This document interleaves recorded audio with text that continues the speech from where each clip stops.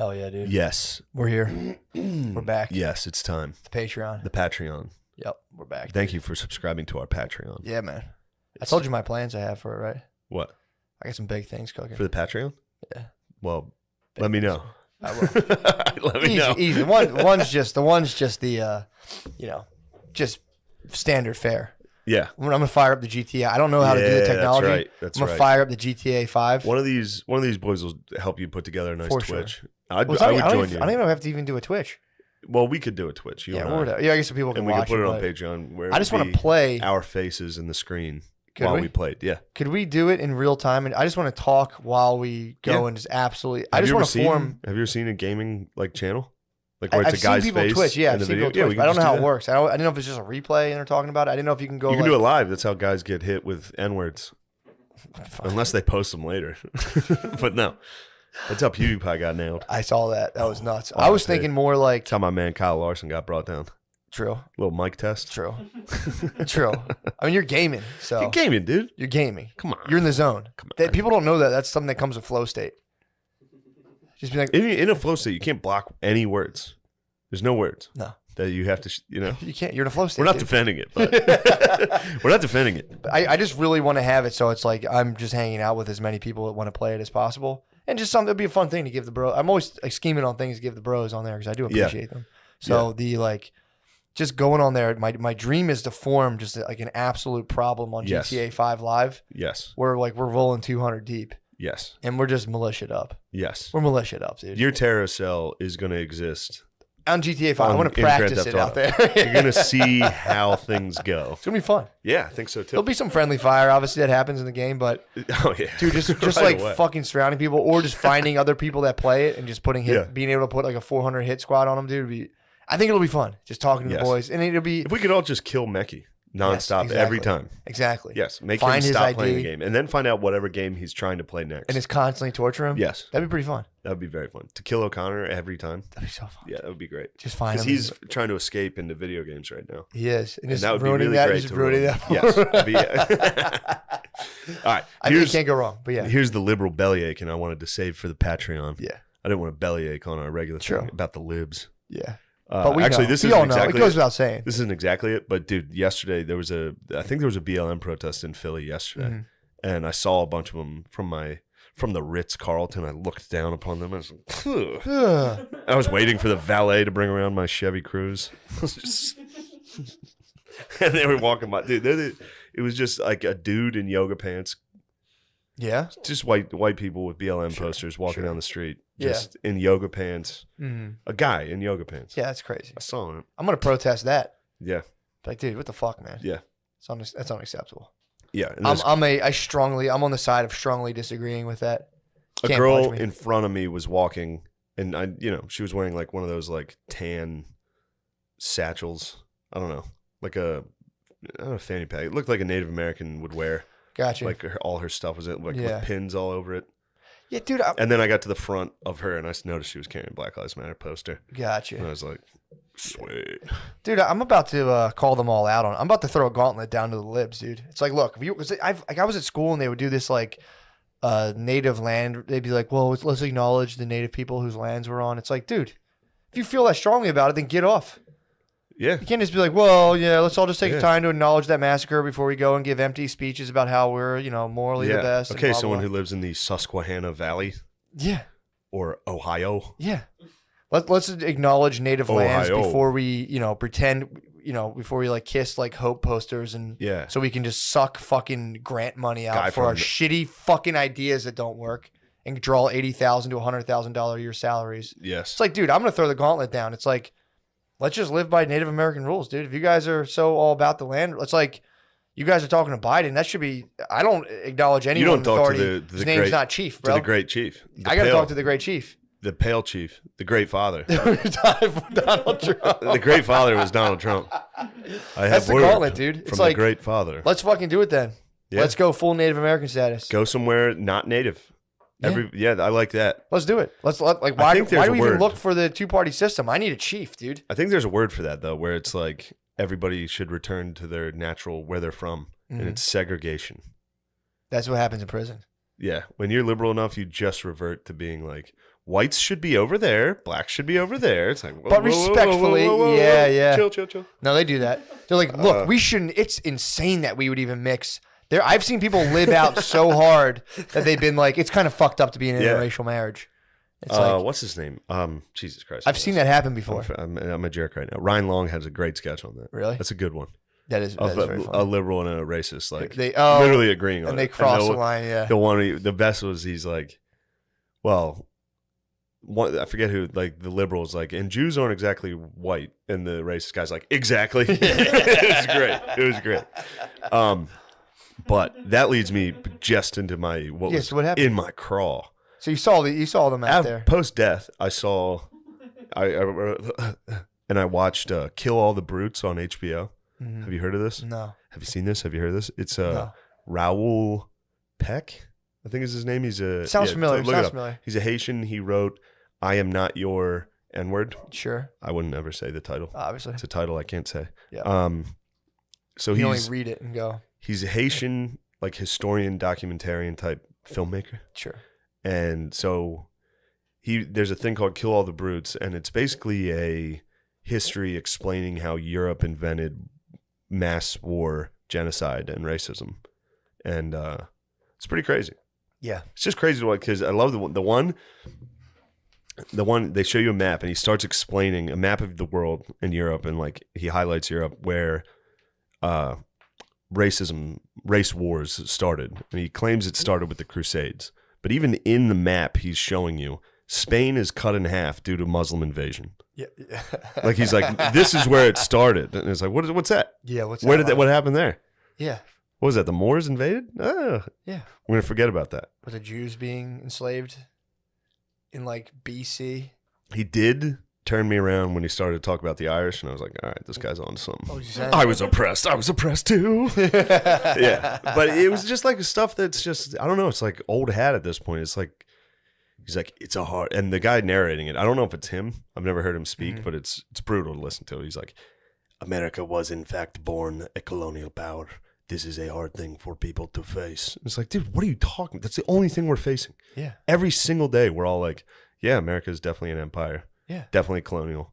For sure. Like it was literally split off of a colonial and they're like power. They're playing presidential speeches, and then it ends with Trump's like, we will make America strong again. We will make America great again. And it's showing cotton fields as the background of it. It's like, dude, of course it's going to sound horrible if you show that shit in the background. It's a cheap editing trick. I don't know. It's like the whole thing was, it starts out with a female Seminole chief. Mm-hmm. And she's, by the way, Hartnett's in it. Josh Hartnett. He does some of the historical act outs. Does he really? Fucking dude. Can you imagine how good he'd look in a cavalryman uniform? Come on, man. Whoa. Stop, dude. I'm on camera. And he's ruthless. I'm on camera, dude. He just executes a female chief. chief. Josh Hartnett is so hot. I forgot he's hot to you. I forgot, yeah. He's hot to everybody. Hold on.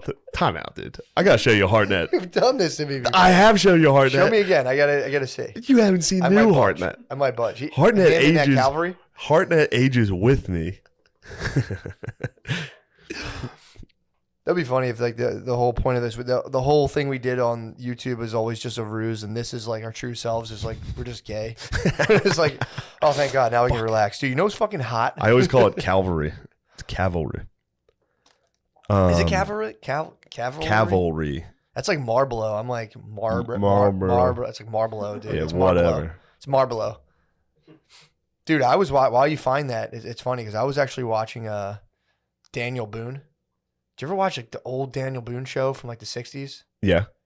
You have? No, sorry. I was That's what my mom does to me. I was lost on Hartnett. Since I was little, she'd go, yeah. I was lost like, on Hartnett. I'm going to do drugs tonight, Mom. She'd go, okay. I'm like, but you don't listen. Sorry. I apologize.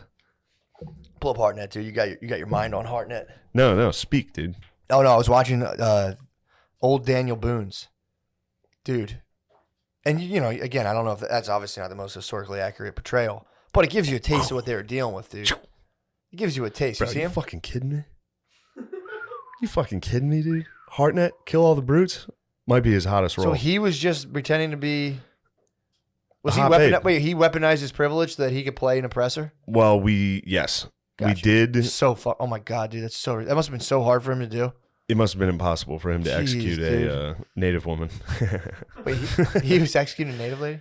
Yeah, he executes this female chief. Well, the natives are sheltering the slaves that have escaped. Obviously. Which I did look up, and it was true for the Seminoles. They did start to take in slaves that would run away. Sure. But Native Americans also had slaves. Just don't forget. Come on. And it's weird. It's almost like all humans are capable of atrocity. But no. Dude, that's crazy. Let's forget about it. I'm sorry. No, everyone was living in perfect harmony.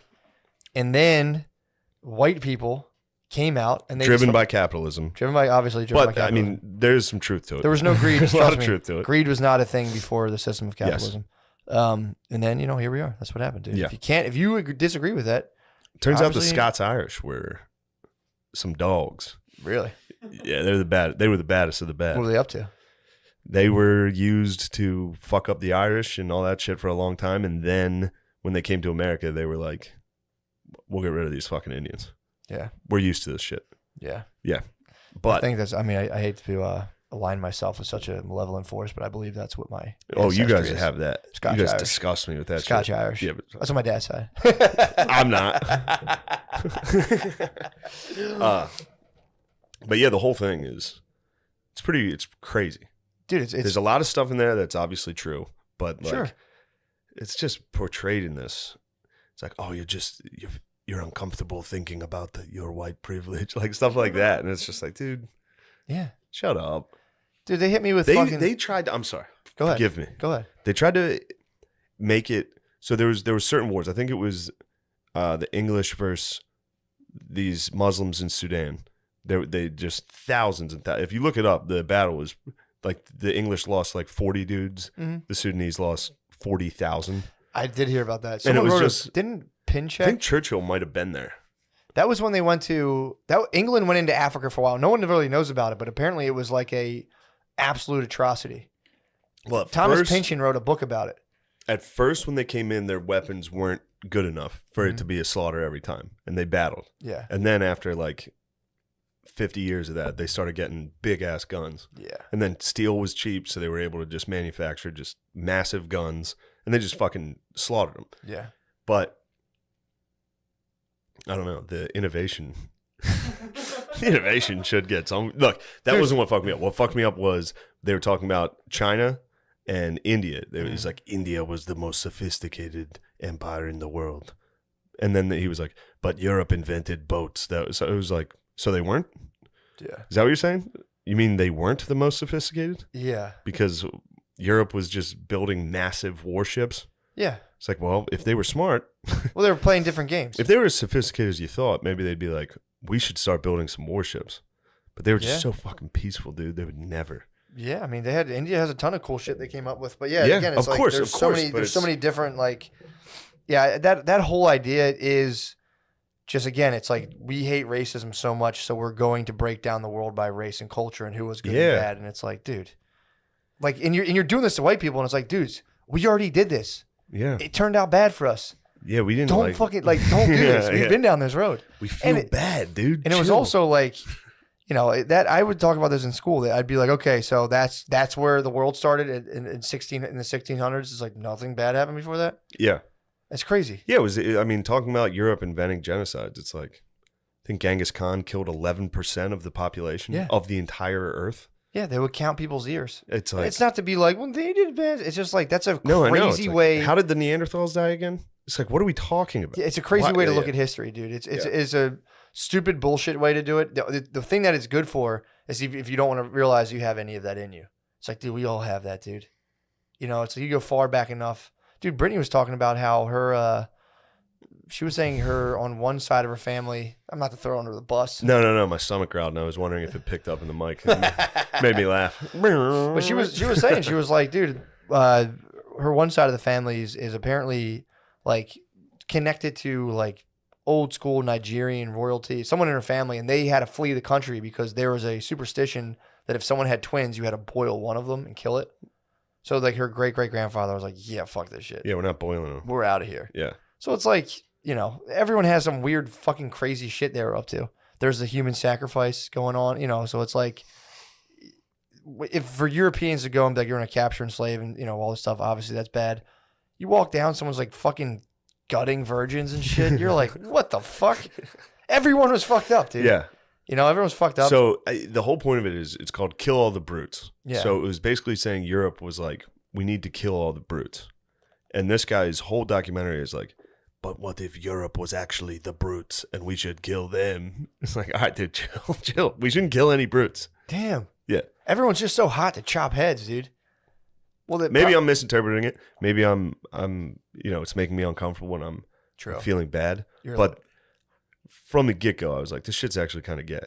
Yeah, it's very gay. Because they sit down, the runaway slaves are sitting with Native Americans, and they were like, yes, of course, you are our family now. Like, we would never. Yes, you fight alongside with us. Yeah. The resistance. Sure. And then Hartnett comes out. I was like... Starts blasting. He's so brave of him, incredible dude. good looks and so charm. brave of him. Don't bash the boy, dude. I'm saying it's brave of him, dude. Don't bash the boy. Yeah, Maybe he did it to be like, sick, I'll be the bad guy. Maybe he didn't do it like out of, this is woke. He was like, what's the script? Hell yeah. Hell yeah. That'll be fun. I'd love to do that shit.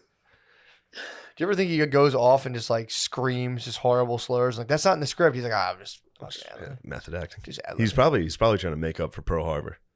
Was he in Pearl Harbor? He probably yelled the J word in that. Did he? Probably. It was about World War. It was about Pearl Harbor. He was an American pilot. That's not cool. He's probably trying to. Yeah, I can't believe they did that. The J word, bro. Yes, I can't believe they made that. But that's fucked up. Yeah, that's bad stuff. Yeah, it's just old hat, dude. It's not. Again, this isn't blockchain future stuff. To just be like, oh my god, remember racism? Yeah, we're not that at all. But like, check this out. We've identified cause of it. We've clothed and identified evil by its skin tone, and now we're gonna like. It's just like, yeah, what? You guys fucking simple. Yeah, that's you guys soft. You guys fucking simple. Yeah, man. Dude, I've been watching because I've been like scanning for historical movie footage, like stuff I can use without getting copyright infringements. I do it for Psych but dude, it's a revolutionary idea. I lay down, I write a thing, I lay it down, and then I kind of like pepper in cool visuals. But as you're watching the thing, it has like a plot. Has a plot point. Yeah. You're silently watching a movie, and I'm like typing in notes like, this is what's going on, this is going on. So you're like, I mean, it's a full captivation of the mind, dude. You're watching. Yes. The 3-act structure is irresistible. And this is Psych on the page. Yeah, it's just toss on the boys. So they like, it's irresistible for the human mind to like see a thing and you're following a story. So I stumbled across Daniel Boone, dude, and it's so fucking funny watching how people used to talk back then. Because again, the redcoats are coming in. They took fucking Boonesburg, which is bullshit. I think that's historically accurate, probably. Daniel Boone is historically accurate. Yeah. But he's real. Let's get him and Davy Crockett mixed up. Yeah, but I don't know. I'm not going to say they based Crockett off of Boone, but Boone came and the British tried to steal his house. Again, this is just on the show. So the British were trying to set up a double cross, a triple cross, really, some old school pimp stuff. So they tried to take Boonesburg, and then they were going to lure the citizens of Boonesburg to track the Chickasaw, I think, the Indians, to come get them. Like, yo, we captured a bunch of people who, you guys have been beefing with. But it's so funny listening to the British just being like, yes, these people obviously have backwards minds. Yeah. Well, I think that's relatively accurate. I think the British showed up. But he was referring to the settlers. Yeah. He's like, these guys have backwards minds. Yeah, the British, I am with Raoul Peck on that. The British were some bad hombres, dude. They were bad hombres. They were very bad hombres. They were, dude. Yeah. They kind of did what the Nazis wanted to do, which is take over the world. And they did it. They did it. They won. Yeah. They won. Yeah, they won the game. They did win. Yeah. But so it's kind of funny. I'm sorry. Please. That was another. He kept being like, history is written by the victors. That's why you guys don't know about all this cool stuff. It was like, everybody knows this, dude. Yeah, I know. And everybody knows history is written by the victors. Yeah. We're not cheering. Yeah, we're not cheering. We're not fucking cheering, Raoul. Dadgummit. Well, you're a history major, too. Well, I mean, I'm dumb as hell, but still. Dadgummit, Raoul. Yeah, it's just like, it's old hat, dude. Yeah, the freaking thing's old hat. It's old hat. It's crap. It's junk, dude. It's nonsense. It's trying to unite. It's nonsense. Like, what even is a flag? Is it something, is it a piece of cloth you die for? It's like, whoa, dude. Whoa, it's like 8th grade again, bro. I was just about to say, dude. Whoa, Raoul, chill, bro. Whoa, dude. Yeah, it's literally like my sophomore year high thoughts of being like, countries? Man, it's crazy. You know money is stupid? This film grossed $1.3 million. HBO gave me $10 million to make this. I think money is bad. Yeah, well, dude, exactly. But you have the British Empire, you have the elite forces that just committed, that were spearheading atrocities, and obviously they would use kind of foot soldiers to carry them out. But you have like the architects of just like horrendous oppression, like mutilation of children throughout history, because they were looking at people who weren't them and being like, fuck them, everybody across blanket policy. So like that kind of power force has kind of somehow, it's obviously changed hands and stuff, but it's my belief it's maintained over the course of time. There are like super elite families who have wealth from like plundering nations, blah, blah, blah. Like the and Gillises. now, yeah, obviously, dude. Fucking mushroom truck. Come on, dude. The mushroom truck was pumping. Corn cob truck. My grandfather's cardboard recycling empire, dude. Obviously, dude, that's fucking like basically Rothschild money. Yes. But dude, now the powers that be, fearing the fucking blockchain, dude, and decentralization are just being like, we used ISIS up. What can we have as a boogeyman? And they've just been like, oh, here we go. Mm-hmm. People are catching on to the fact that imperial force. They were seeing people were writing about this in college from the 60s. Yeah. All of a sudden they just go, yeah. You know what the problem really is? White people. And dude, in the 90s, the news was just black man, black man, black man. Totally psyoped everybody. And now people are like, and they'll show that in the 13th. They'll be like, you can't trust the media, blah blah blah. And the same people will be like, I just saw on CNN that white people are bad. And they're like, oh boy, it's nonsense, dude.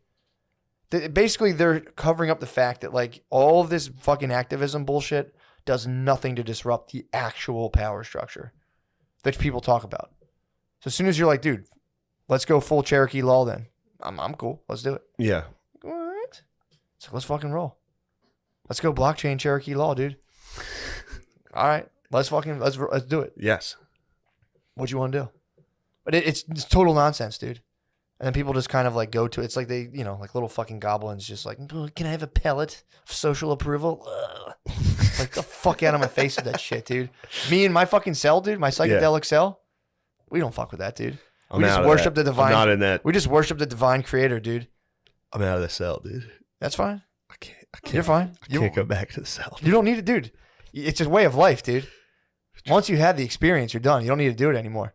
Your path has been set, dude. You're on it. It's not like a Dionysian cult where you're just getting high all the time. Dionysian cults are the best. They rule. Don't get me wrong. That's where I want to go, dude. There's nothing wrong with it. Then that's your cell. Those cults rule. It's your cell. We can be fucking, dude. We can be cult cells. You turn your back on me? I'll unite.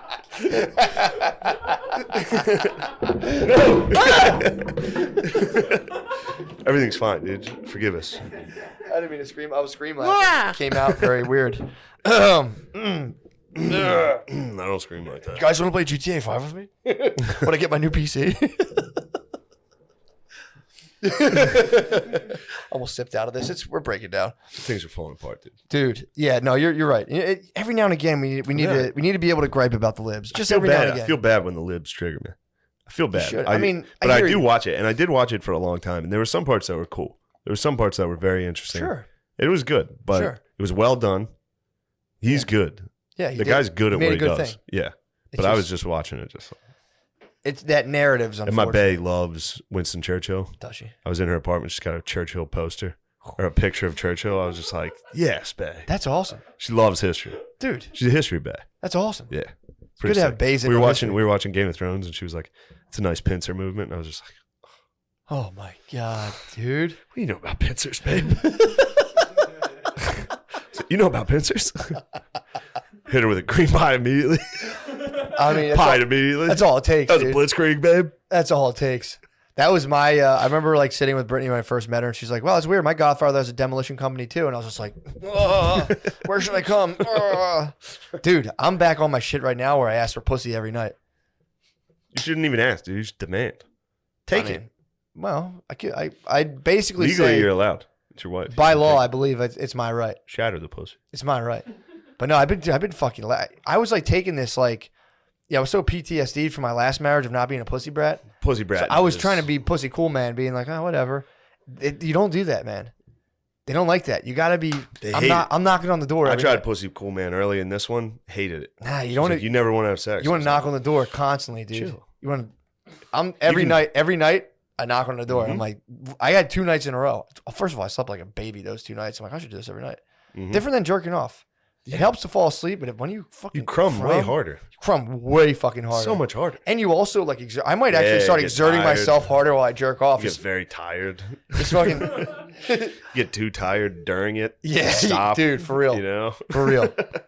I mean, again, everything for me is foreplay until I'm standing off the bed and she's on the bed. That's like my top sexual position. We should do like I hit that. That's all I got. That's dude. a great position. When Except when you have your socks still on the hardwood and you start slipping. Dude, I got carpet. Yeah, that's nice. I dig in. I told you before. Get some cleats. I got a little half wall. The camera can't see. A little half wall just like that. Put my foot against the fucking foot against the baseboard, and every time, dude, she's like, I'm using the physical structure of this house, dude.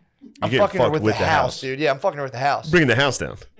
I mean, my dick is like as big as all the baseboard at that point around the thing because I have the power of the house. Yeah. Fucking. And she's like, whoa, where are you getting that where's this dick come? Where's this dick coming from? And you're like, dick is on check out that baseboard. The house. It's the house. I mean, first of all, too, when you have a thing to put like No. The dick is it's on the house. Because I'm pushing it. You know, we've talked extensively about our body dicks, the dicks that are inside of us, that if we push hard enough, do come out. The root.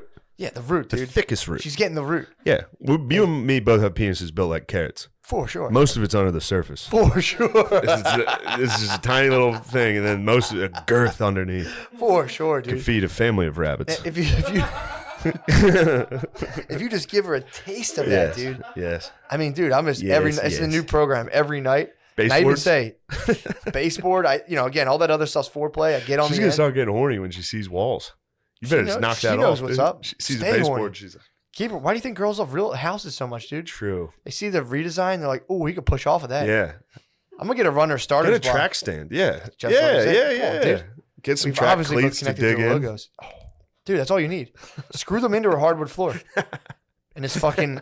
Dude, you get that stuff behind you. Ooh, so nice. Yeah, my feet. I was slipping. My feet with the socks on the hardwood. Get some grippy socks. Yeah, I'm gonna have to. I'm gonna order them. I'm gonna have to invest. I'm gonna order them up. I think I'd be like, get on the bed. Get on the bed. Yep. And then you gotta roll. Fat, the problem is you fuck them a little further onto the bed so that like you need to pull them down. The mattress is blocking you. You run out of dick. Yes.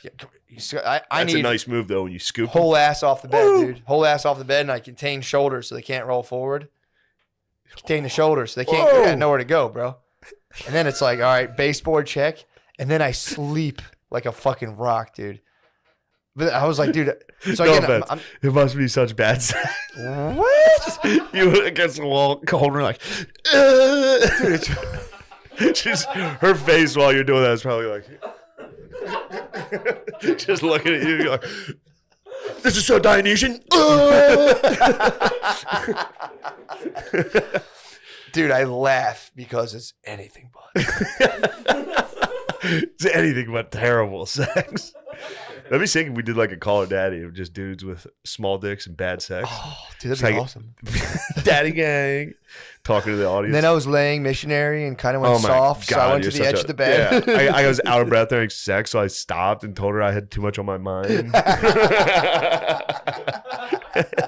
When really, I was just out of breath and tired.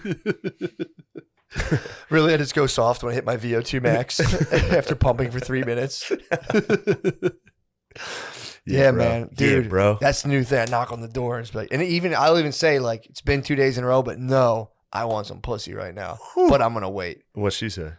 They just laugh. They love it, dude. Yeah, when you're knocking on the door. Yeah, when you're not being a pussy brat's one thing, but just being an absolute pussy monster, just being like, dude, I need it every fucking night. True, there's a very big difference, pussy monster and pussy brat. I need it every fucking night, dude. And what happens? This is what kills me is when I'm on the porn and I'm fapping. You getting some dome?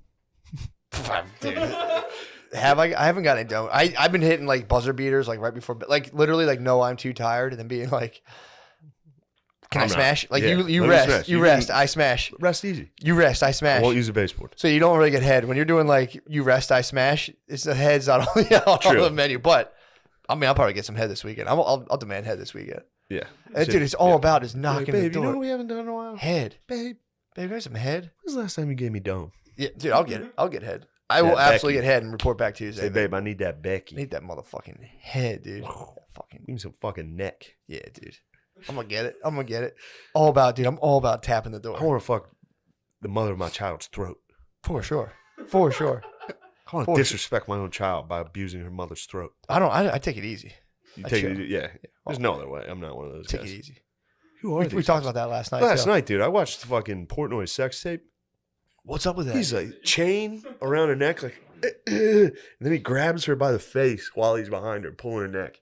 He's like, some girls like that, dude. There's some. She seemed to be younger girl. Here, it's just something that I noticed when I was I was pissed. When I was floating about the Tinder sphere, a lot of girls were being like asked to be like roughed up and choked and stuff. I'm like, where did you guys get this, man? Yeah, I was having sex in the early 2000s, clean as a whistle, chill. Everybody's now you guys all want to get punched and like dead legged and shit, or getting fucked. It's like, knock it off, man. Yeah. Tell me I'm a slut. I'm like, no, I'm not doing that. If you're a slut, then I'm out of here. Nice young lady, dude. Yeah, be a nice sweetheart. I say, oh, you're my sweetheart. That's what I say over and over again. Yeah, it's like just such a fucking sweetheart. Let me control the tempo. I'm gonna work it up to where I touch your butthole with my finger, and then I'm immediately gonna come. That's the one. Woo! That's the push button. That's the red button. Suck my nipples or let me touch your butthole. If I do both at the same time, they're fucking throwing the flag. Dude. I'm done. I can't do that. Yeah, if I'm getting my nipples sucked while I'm touching butthole, it's a wrap, dude. Credits roll, dude. Did you ever get your nipples sucked? You like get your nipples sucked? No. Oh, woo! Yeah, when that comes around, you got to ask for it though. Like, suck my nipples. Oh, I would never, ever. I do it. Ever. I do it. Suck my nipples. Baby. That's the root. That's when Groot becomes baby. I'm gonna get bit in the ears. That's lately. baby Groot. Oh, I like that. When you hear fucking, when you can hear in like your ear? hear some tongue movements in your ear. Damn, who would have thought this? Who would have thought this Patreon would start with complaining about the libs and just immediately getting so horny? Well, this is what happens, dude, when you're not fucking libbed out. Libs never get pussy, dude. They can't even knock on the door. Like, respectfully, true. I believe I'm having some prostate enlargement, but you I do totally need respect you need a conservative man, dude. If you're gonna have a child, you better have a conservative man. There's something I'm gonna say, and when I would go into social work school and I was sitting there and all this stuff, that's something I noticed. A lot of the bays in there would go, yeah, my boyfriend doesn't. He thinks all this stuff. So, yeah, because you have a fucking breadwinner. You got a man back home. You have someone who can't be thinking about that motherfucking bullshit. Can't be fucking off. A lot of them would be in there, man. You find out about their boyfriend. You talk. Yeah, boyfriend rolls up. I'm personable, dude. I scratch the surface and you just be like, yeah, my boyfriend thinks this stuff's all stupid. He rolls up. He's driving like a Jeep. He's got a Predator. Yeah, dude. The Punisher bumper sticker with the fucking time. Trump hair on the Punisher. He's making $33 an hour, dude, at the machine shop. He's getting $33 and he's like, what the fuck were you talking about, that thing? Gay. Blasting Rush Limbaugh at work. Yeah. She's fucking taking his paycheck and being like, this is nice. Tell me to donate this too. Yo, you see that Black Lives Matter lady that was buying real estate? Oh. Yeah, one of the heads of Black Lives Matter was buying like mansions. Really? And people were like, whoa, what is this? Yeah, pretty funny. Pretty chill. Yeah, man, dude, again. Get paper, dude. Even if it's through, human charity. Misery. Yeah. A charity. I love people that stack bread like that. Misery. True. Yeah. R.I.P. Madoff, apparently. True King. Ultimate scam. That was a good HBO show. They did a thing on him. Madoff? Yeah. De Niro played him, I think. It was pretty sick. Did he really? Yeah. He did a good job. Lib. Absolute lib. Yeah, Makes me sick. Also, you wonder. A lot of the hardcore libs have serious skeletons, dude. I'm not saying I don't know the man's life. In my own personal life, I've seen a lot of people who have things floating around, ghosts floating around the closet, go like, well, actually, I think... Dude, I was talking about that to you a little bit, about just like these motherfucking females out here, dude. The bitches are tripping. These motherfucking females, dude. It's like, what are they looking... Are they going to come down to reality and realize the blockchain world? They can stop pretending, The dude. Cherokee blockchain. They can, exactly, Cherokee the blockchain. Comanche. Dude, your boyfriend who's sitting there, and forgive me if you've said something like this before, who's watching the news and being like, oh my God, he's getting shot in the face, dude. What's going to happen? Shit's going to fall apart. Who's getting shot in the face? Dude, okay, we're gonna have wicked social unrest. It's coming. People are pushing for it. They're engineering this big fucking fallout. It's coming, whether it's people setting it up or just a weird cycle we all have to go through. I don't know. But it's going to come to it where someone's going to come in your living room and punch you in your fucking face. You think? I think so. At some point. Just fisticuffs. I'll be fucking pissed. You'll be fine. If I'm chilling and a guy breaks in and socks me. You'll be fine. But it's coming. Some guy's going to be sitting there in like a sweater just being like, he'll have like a Hey Potato sticker and be like, ooh, someone's going to come in and it's like, swap. And the girl's going to go, ah! And he's like, yeah, bitch, this is the fucking blockchain, dude. Fucking, we're gonna fuck your little boyfriend. I'm from Kentucky. We're not going to kill him because we're obviously civilized, but I'm going to Comanche. sock your fucking liberal boyfriend in the face. You gonna sock boyfriend? The blockchain's going to come out and dox us all. And we're all going to stand there like, with all of our own, like, we're going to see what we all been looking at online with, all of our weird porn stuff, get all of our addresses, and you go, this motherfucker, and you're going to go in his living room and go, because the fucking chief's going to tell us we're able to do this, dude. The great chief? When we're ruled by Native Americans, dude, he's going to be like, yo, fuck that guy up, dude. Are you a brave warrior or not? I'm like, yeah, fuck I hope the brave warriors come back. The Native Americans come back. They've been down lately. Yeah. They've been bummed. I need them to rise, dude. They'll rise. I need them to teach me. We could rise. We could rise as natives. True. Native suburbanites? Perhaps we are. Maybe we're Comanche. Maybe we are Comanche after all. Maybe this whole race thing was made up. That's what I'm saying. And they're lying to us because this is actually how you become a black Israelite. Now that I'm thinking about it, this is the exact path they're going down. They fucking bleached my skin. They're lying to us. They made up all this bullshit. They cut my motherfucking ponytail off and bleached me. Yeah, those fucks. Damn, dude. I'm about to go punch someone in the. Dude, I'm gonna go to Super Zip and start the Mormons slugging. What? The Mormons thought that they were the lost tribe of Israel, and that God punished the people. The darker the skin, the less close you were to God. Really? Yeah. That was how God punished. Oh wait, it was like the Native Americans were a lost tribe of Israel, or something like that. Swag. And God punished them for turning on him and made them brown. What? Yeah. Have you ever heard the theory that the Native Americans? I fucked that up, but whatever. No, I hear. I know what you're saying. Something like that. Have you ever heard the theory that the Native Americans were actually like a super advanced civilization, and then they fell, obviously, because they did what we did, and it all crumbled, and they went back to living off the land. Obviously, blockchain technology, green thumbs. And then when the Europeans came, they were like, "Yo, we have the historical record from back in the day. What you guys are doing, we did it already. Yeah, and it's bad." So that's a pretty sick thing I've heard. That's cool, but it's not true. Dude, are you kidding me? That's true, but I'm going to say it's not true. They were Atlantis, dude. Come on. Debunked. Wrong. It's cool to think about. I mean, dude, Graham Hancock would support some of that and be like, actually, civilization is 30,000 years old. I don't think it's crazy to say stuff like that. Yeah. Like, there have been very advanced civilizations. True. That we don't even know about. I don't think the survivors would know about them. Possibly. If they were still living in tents and following around buffalo. And not writing words? Possibly. Yes. Possibly. Yes. Nobody had an iPad Possibly. left. There was no tablets left over. Possibly. Yeah. I hear what you're saying. You bring up a sliver of truth. Yeah, there's not one thing. True. I hear you, but it all blew up in the atom bomb explosion, obviously, that they escaped from. By Raoul Peck hated that we used a nuke in World War II. Did he? Yeah. He kind of was... Rebel? He was talking about how, like the U.S., he was like, what they did to Japan was unthinkable. It's like, they started it. Shouldn't have been talking shit. It's like, well, how do you think this started? Yeah, the way that started was we were like, all right, you guys, no more oil because you guys are using it to genocide China. Yeah. So cut it out. Yeah, knock it off. And then they Pearl Harbored us. So then we Hiroshima'd them. Yeah. We're like, all right, we're even. Yeah, spit shake. Get to making VCRs. For sure. Start with the VCRs and lawnmowers. And they're killing it. And they're doing great. We've been boys ever since. It's just like when two people two cool ass dudes get in a fight and they're like, yo, we're actually pretty chill. Yeah, it turns out Japan. We did that on a massive scale. And now we're boys, dude. Yes. He's like, how was this not considered a war crime? It's like, well, because we won. Yeah. Isn't that it? Yeah, pretty much. Also, we won, again, and that's a term I hear. Everybody's like, kind of had it coming. Yeah, war crime is, bro, that's so crazy. Yeah. Killing anybody's a crime as far as me and God are concerned. That's what I'm saying, dude. Yeah. I mean, what is a country? What even is a country? You guys even, what is a flag but to die for? A piece of cloth. It's like, shut up, dude. I love flags. True. You do love flags. I do like flags. Oh, man. Where we at? I think we're, 47 minutes? Oh, okay. We got a lot of time, dude. Come on. There's a lot of time in this thing. I wasn't trying to end it. I was just trying to get a good. I want to get a gauge. I was trying to find out how long it's been since I took out my last. I don't want to smother the listener. My last Zyn. True. Your Zyn. I might OD on Zins. These things have to be. That's what it was fucking. Horrendous for your heart. You think so? Yeah, dude. Nicotine. This is 6 milligrams of nicotine. Each one of these. How much is a cigarette? How many milligrams is a cigarette? I think you take out of a cigarette like maybe 1 or 2. Damn, and you're burning a bunch off too. Yeah.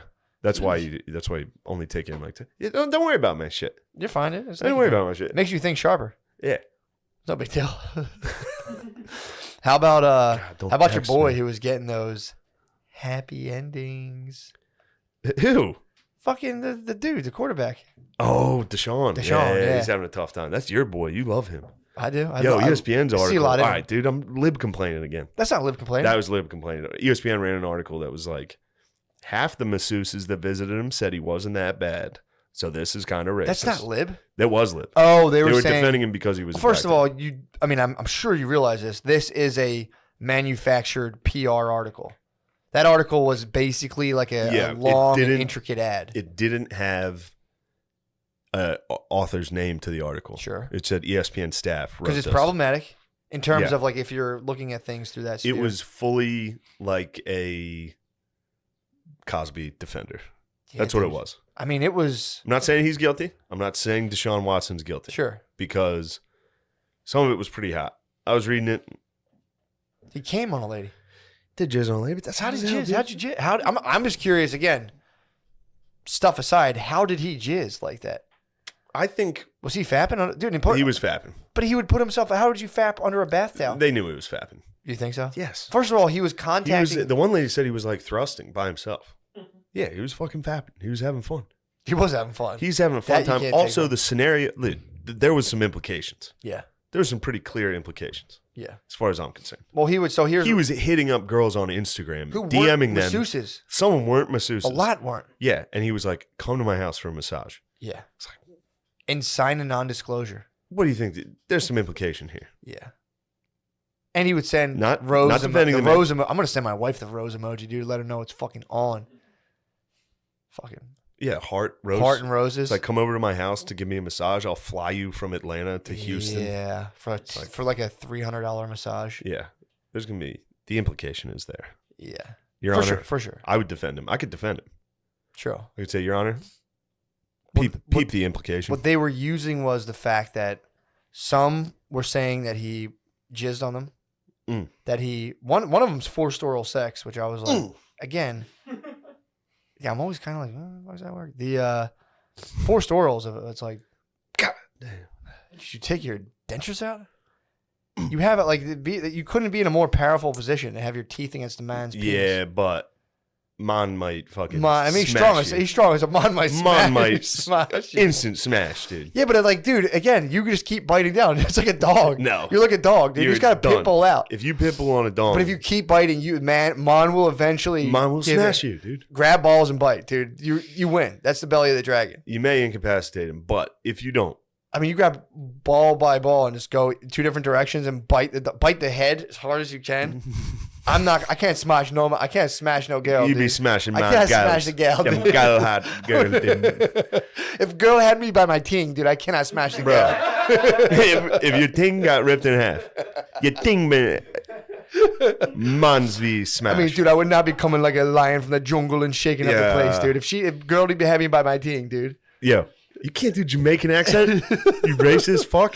Nah, dude, I saw Jamaica ting. Dude, if she did bit your ting on a fucking massage, you'd be like, bitch, this ain't no massage ting. I mean, and it's Deshaun Watson. He's a big guy. He's strong as fuck. It could go straight to powerbomb. It literally could go straight to powerbomb. You do this? You see that? You like it? One moment of pleasure before pure destruction. Well, that's just that's just you trying to get her off.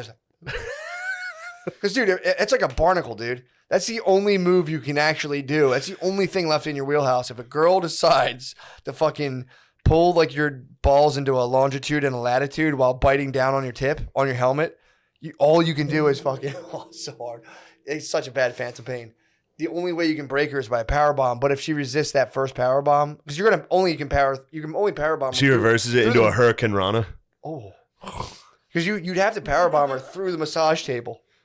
Yes, that's the only thing you can power bomb her through. Debong at the table. So she might have one of those that are set up with collapsing legs, so it just gives. And now you think she's defeated. That she would with the momentum of you power bombing her, and the table obviously is set up to collapse. Then she rolls on top of you and just maybe sticks 3 fingers in your butthole. Now you're done. Now you're fucking done. Yes. Dude. So he knew this, obviously, going into it. Deshaun did know that. Although he was a master of evasion. He's a scrambler, dude. He could have fucking got out of that house so quick. Shed tackles. Damn, dude, that sucks there. Fucking Deshaun Watson was the man. I really hope I think he's going to be okay. I don't think. Dude, did you see the quote from his teammate? One of his teammates was like, well, I'll tell you, from getting physical therapy. Front page of ESPN right now. WNBA mock draft. Way to shove WNBA down our throat. Why is it a mock draft? A mock draft is just who they think people are going to pick. Oh, like a fantasy. Can you do fantasy WNBA? You absolutely could. What if your fantasies are sexual in nature? Damn. I wonder what those scores are like. What, fantasy? WNBA fantasy. Take the under. She's got 8 points. Like, whoa. I got the highest leader. She scored 3 layups. Do you think instead of like triple doubles, they have like single halves? Foul shot made, 18 points. Yo, women dude. Suck at sports. But in your face. But dude, his teammate, they had a quote. I was really reading it, being like, because today you have to like. Damn, I'm sorry. 8 hours ago, yet another report linking the Eagles to Eagles Deshaun Watson. Yes, please, dude. Bro. Come on. Please give us this sexual dynamo. This king, dude. One civil suit against Deshaun Watson dropped. You got dropped. Dropped. Yeah, I think he's going to. I think dismissed civil case. Deshaun Watson settled. Did they settle it? Not settled. Dropped. Not settled. Dropped. I'm not going to settle with her. She's a liar. True. Yeah, I mean, he's holding it down like this is bullshit. So, did you read the whole article? I did. So, his one teammate came out and was like, well, he's like, I get physical therapy a lot, and there's a fine line between physical therapy and sexual pleasure. Yeah, true. And the lines may have blurred. He might have been in there. He would only cover himself with a hand towel. Usually you put a sheet over yourself or even like a whole towel. Again. That thing must have looked like. I was thinking about it, dude. Nessie. He would apparently, allegedly, he told one of the girls, he revealed the hand towel slipped off of his genitalia. 3/4 erect penis, I guess. Gigantic hog. His undoubtedly gigantic unit. Yeah, dude. Yeah. The towel slipped off as the team captain, dude. And he told a girl, you can sit on it. Which, you can sit on it. You could sit on it. You could. Not you have to. You could sit on it. Not you must. You could sit on it. You could sit on this. Sounds like he requested consent. He was chasing the dragon. He was chasing, again, allegedly seemed like he was chasing happy ending. Now, again, the forced oral one is like, okay, break that down to me. But I think the man's going to play ball, is all I'm trying to say. If he comes to the Eagles, I'll be delighted. I'd be pumped. Yes. I'd be pumped. We need it. That would be and Big Ben out in Pittsburgh. The Keystone State would have the 2 most rapey quarterbacks just going at it. The battle of 76. Loser has to jerk off the winner. Damn, Big Ben. What a king. But yeah, dude, that was a organization being like, damn, we just sunk a ton of money into this guy. They're like, all right, dude, no more fucking massages. Let's figure this out. Yeah. And they did this like hazy article. But the one thing was they used the testimony of one of the ladies who have given him massages for years, but then they found her texts. Did you see that thing? Yeah. She reached out to her friend and was like, yeah, I've been trying to tell him his name's getting around, blah, blah, blah. I'm not working with him anymore. And then she was like, well, that was a gross misrepresentation of my words. Good for her. Down-ass bitch looking out for him. Yeah, bro. So, again, there's, this is bad. If he did it, this is, you can't be jizzing on people during. You can't call someone over to your house and then nut on them. Yeah. Unsuspecting nuts. For sure. Although it is a self-defense nut. She was in his home. True. She reached for her boobs and he's like, whoa. Yeah. Sorry. You moved quick. You moved too quick on me. Yeah, I mean, the dude was chasing happy endings, dude. We've been there before. Oh, I won't say you have. What, you got a mouse in your pocket? Not me, babe. Again, you're getting a massage. You kind of, I wouldn't do it. I wouldn't. There's quote there's about be evil. So much risk going for it. Yeah, I mean, dude, I've wanted to. It's just, I didn't have it in me. But it's like every time I'm getting a massage, I'm literally praying. Yeah, you didn't beat Alabama in the national title. True. I don't got that. You don't have that it factor. I'm not riding that wave. Taking chances. Yeah, I just have kind of a messy butt, and I'm on there, and I'm like, I hope they can't smell my ass. I really hope they definitely can, dude. I know, but did you ever get a massage with a messy butt? No, I've gotten stinks. Maybe one massage. Did you? Yeah. Professional massage? Big Jamaican lady down Jamaica. Yeah. That's what you need, dude. Big, thick, old Jamaican lady. She worked you out? Rubbed me down. She rubbed you down? She rubbed me down, boy. Did she really? Rubbed me blood clots right out me butt. I said, I ain't no butty boy. But I said, ma'am, would you give me a hand job? I said, ma'am, watch out. I'm about to ejaculate. Dude, that would have been. So get out of the way. Also, what if he just what if it was just overwhelming and he came? It's like, there could be, I'm sure there's some sort of body meridians that shoulder knot to jizz. Absolutely. I've bumped into things around the house. Yeah, I think he. But yeah, I think either way, regardless of what he did, I think it's between him and those gals. But I wouldn't mind, getting a new quarterback for the Philadelphia Eagles. The Eagles need a quarterback, so the man's innocent. Yeah. We turned it with Vic. We were like, come on, man. He did well. Dogs. Who gives a fuck? Yeah, he was awesome, dude. He was so good. Vic in the fucking Kelly Green Eagles might be the coolest. Yeah. Might be the coolest player of all time. I might get a jersey. You should. Vic jersey's strong, dude. Yes.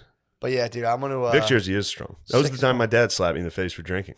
What? And I cried. I was wearing a white Atlanta Falcons Vic jersey with red juice spilled all down it from vodka. He was like, "Did you drink?" I was like, "No." I was like, "What the fuck, motherfucker?" Yeah. Oh yeah, dude. So that's that. You should get a Vic jersey.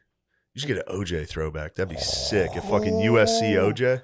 They still got it. They definitely make them. True. Was I talking about that on here? Yeah, you want to start wearing jerseys, dude. Wearing throwbacks. That's your wardrobe. I would do a engagement photo. Were we talking about that on here? Yep. And, yeah. Yep, and throwbacks. I'm sorry, my mind was completely erased. I should have done an engagement photo and just us wearing wife beaters. You should wear one that says Biden and she could wear a Kamala shirt. It says Biden and Kamala. That'd be so hot, dude. Yeah, and then your baby. I don't want someone breaking into my house and punch. What? You get socked in the face. What would my baby be? I don't know. I can't think. Ben Carson. I thought you were going to say Barack Hussein Obama. No, I don't know. I was just going to think of a funny one. Yeah, you get Barack. Barack Hussein. Yeah. Well, I guess my baby would technically be more like Kamala. Yeah, she could be Kamala. You could be Biden. And then your wife. Who could my wife be? The mayor of Chicago. Lightfoot. Yeah, Lightfoot. Yeah. That'd be tight. Yeah. I fucking love Lightfoot's authoritarianism, dude. I just love how she handles her city, dude. Nothing like a boss bitch taking authoritarian measures. Nothing like a boss bitch just fucking physically just faltering before with her it eyes. Totally out of basically Gotham. She literally has Gotham City. It's just crime every night.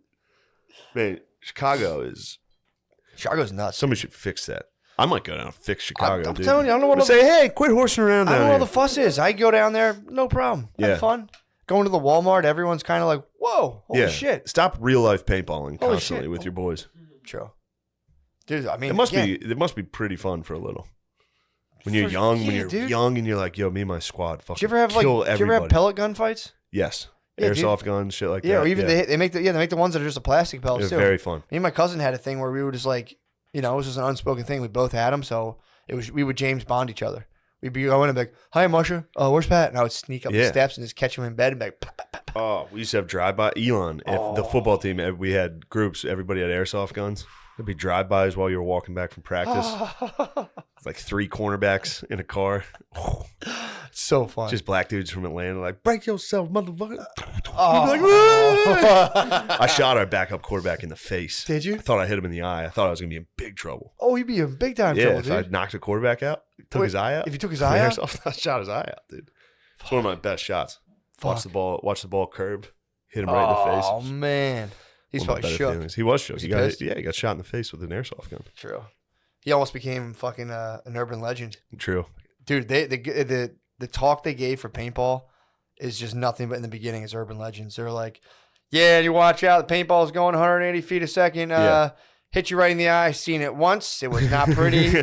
His tail started getting more. Like, I was like, I believe that one. Yeah. Started becoming more and more fantastical. He's like, paint juice, took his fucking tooth out, saw it once, his canine. It's just like, no, you get the fuck out of here. Dude, those guys ruled, though. They were cool as fuck. Paintball refs might have been the coolest kids I've ever seen in my life. They literally are. They were. They ruled. Unbelievable, dude. Everything they said, I was like, damn, this guy's awesome. They're both wearing like motocross jerseys. Yeah, dude. That's something you have to wear if you play paintball. You have to get a motocross jersey. You need it, dude. Yeah. They kept threatening. They're like, you guys are lucky. I'm not on that yellow team. I'm going to join in there. And I kept being like, dude, don't do it. Yeah, we'll beat the shit out. We might fight you. Yeah, dude. I should have just whooped his ass. He was too cool. He was cool as hell. He kept telling me he was that dude. That he was the guy. Cool. He was probably I made a deal with him when I did the Bachelor run through the gauntlet of getting shot by everyone on my team. I was like, dude, now I have unlimited lives, dude. You can't fucking call me out. And he was just like, I forgot. That kid was a Mountain Dew. Yeah, he ruled. He was literally a Mountain Dew and a Black and Mild come to life. Yeah. He was the coolest kid ever. He was like, dude, if you guys did a private party, we could have been drinking brewskis right now. Oh, God, you fucking ruled, dude. Being drunk and running, that would have been so funny. That would have been getting hell. drunk. It would have been terrible. I did take my little, dude, it was nothing, but I took my little microdose before I paintballed. I did think it increased my visual acuity. Like, dude, in the beginning especially, I'm not You told bragging. me you were matrixing. I was matrixing, dude. Yeah. I'd see him and I'd go. I mean, every fifth one would catch me right in the face. Then you would execute Latinx children. Had to. Raul Peck would have been pissed if he saw you. Sandinistas, dude. I was special forces, dude. I saw him, dude. It's classic fucking thing. It's archetypal, dude. I killed the father. I see the son.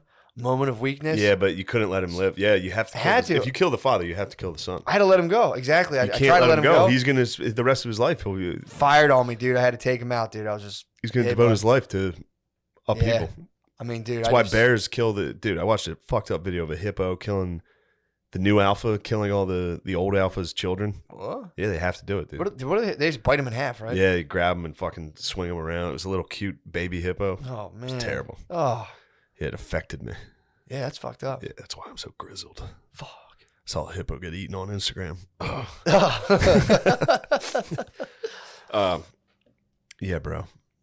Yeah, other than that, dude, everything else, I'm not doing anything else. I'm just I'm unhatching schemes for Patreon. Good. Got a couple things cooking up. We need schemes. Yeah.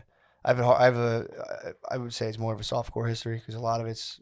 Oh yeah, you told me about it. I'd be happy to be a part of this. There's a couple planned. Yeah. One, I told you about the one I was going to do a long time ago. That was basically like the invention of white people, written by a lady. And I can even interview the lady who did the thing as well. So I think I'm gonna start getting a little more active. Spudman was hitting me with the guy he works for, he paints for, the history guy. Oh, dude, the Frenchman. It was sick. Yeah, yeah. Rules. I was hitting Spud with some history, and he was like, "You got to do it. You got to do the Civil War thing." And I was like, I'll try, but must be done. Just talking about how much because he was talking about the romantic language they used to use. Yeah, and I was like, dude, you would love Grant. Grant's the king. I was telling him why Churchill was the GOAT. He was just a drunk. Any drunk in history that balls out is king. Yeah, that kind of rules. Churchill rules. Grant rules. Mm-hmm. I mean, Grant just getting hammered and being like, I'll go fuck these dudes up. Every other general was just like, no, we need to train. We need to be cautious. And Grant was like, I'll kill all of them. Let's roll. Sherman, ball out. Yeah, dude. Sherman was like, I'll fucking kill everybody down there. Sick. Yeah, rules. And the South was like, no, you can't be killing civilians. Like, what do you guys call slavery? You fucking pieces of shit. Freaks. Just did there. What's the guy's name who does the voice? Raul Peck? Yeah, he's like, what is civilians? If you think war crimes against civilians is a problem, what do you even think slavery even is then? Whoa, you ever think about that stuff? Yeah, dude. Yeah, I was, I mean, you know, our founding fathers didn't want us to have a standing army, right? They talked about, they were like, that's bad. Yeah, but it creates like a. But then shit got rowdy, and they were like, all right, we're going to need that. It did. Yeah. It did. But what they're predicting now, the futurists I listened to on the Tim Ferriss thing was saying that we're just going to have, I think I said this, drone-on-drone warfare. But we're going to have this, right now we're in the intermediate phase where it's like, you know, because in World War II, didn't they have like cavalry versus machine guns? Yeah, a couple times. So it's like, yeah, that's what we're doing. That's us versus ISIS right now. Eventually, we're all going to be, we might go back to a just like mandatory military service, but it's us just fucking droned out playing COD. It's basically. Damn, dude. I might be like the Patriot. What do you think you're I'm like, do? I don't want any part of this. And then they finally drag me into it. I'm just unlucky for you. I've been gaming for decades. ISIS would fear me. They'd call me White Death. They would, dude. Like, it is his drones. We must run. But they're saying there's gonna be a time when they have theirs, and it's just gonna be everything's gonna be solved with just like sky battle bots of just sky wedge, dude. Just fucking, that's what I'm saying. Yeah. Future's about to rule, dude. Blockchain, sky battle bots for military. There's no choice. You have to serve. I'm fucking sorry, babe. I gotta go. Government wants me. Sick. I have to battle this dude from India. Yes. Me and him have jets fighting. It's me versus some Chinese 14-year-old. Like I'm playing like Marvel Capcom. They've had their way with you before. Dude, I want revenge. You do need revenge. After, what was that game? Street Fighter. No, there was one you used to play on your phone. There was Street Fighter. I lost to all the time. I would get beat up by Chinese kids. No, it was like, not Age of Empires, but it was like Build a Wall. Oh, dude. Where you were building forts and just the Chinese teen would come just wreck your shit. It wasn't Clash of Clans. Was it Clash of Clans? Yeah, I was battling Clash of Clans for sure. Yeah, the Koreans were coming in. There was another war game I was playing. No, that was a game we played in 1942. Yeah, because I think we got in trouble for saying Crash of Clans. Crash of Clans, yeah. Dude, that was. I would see those motherfuckers, dude, and be There's nothing funny about that. Crash of Clans? That's hack, dude. Super hack, dude. So hack. Crash of Clans? Crash of Clans? I fucking hate the fact that I said that. That I would see and it's be like, fucking Crash of Clans. Dude, fuck them up, dude. That's so fucking, that's not even funny. It's not. It's almost like, because it's hack, it might actually be funny. I don't think so. But that's not how comedy works. You can keep Crash Crayons to yourself, dude. I'll never say Crash Crayons ever again, dude, because it's not funny. I don't know why I'm laughing about how fucking It's dumb almost it is. like hacky stereotypes are funny because of how silly they are, but no. Are you crazy, dude? We got to stick surface level on this stuff. For sure. You know, you can't delve into why something's funny. Can't go too deep, dude. No. It has to be surface level evil. Yeah, dude. You don't want to think about that. Your white privilege is used to make jokes. This is not good. Have you ever thought of these? Have you ever thought of these? What even is a flag for this stuff? Why is stuff funny, dude? Why do you think doing Asian accents is so funny? Because of your white privilege? Because of your white privilege? Yeah, dude. That would be funny to do a documentary like that where the guy slowly, he has a foreign accent kind of thing, but it slowly fades into a hard Asian accent. And you're just like, but it's like that it's same totally message. out of, Same message. Has nothing to do with the documentary at all. And everyone has to be like, you got to watch this. And towards the end, the guy's like, oh, what? The people so bad? You even think about stuff like that?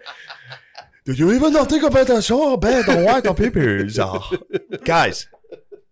You learned God damn it, it's funny every time. Now Matt's making me do it again. It's funny every time. It's funny. It's funny. It is funny. It is funny. It's so fucking funny. Man, the whole time when we were getting in trouble for that, I just kept thinking about that South Park episode. Yeah. Where they sent that orca to the moon. Yeah. One guy's like shot up and laying there and his buddy's like, haha, it's still funny.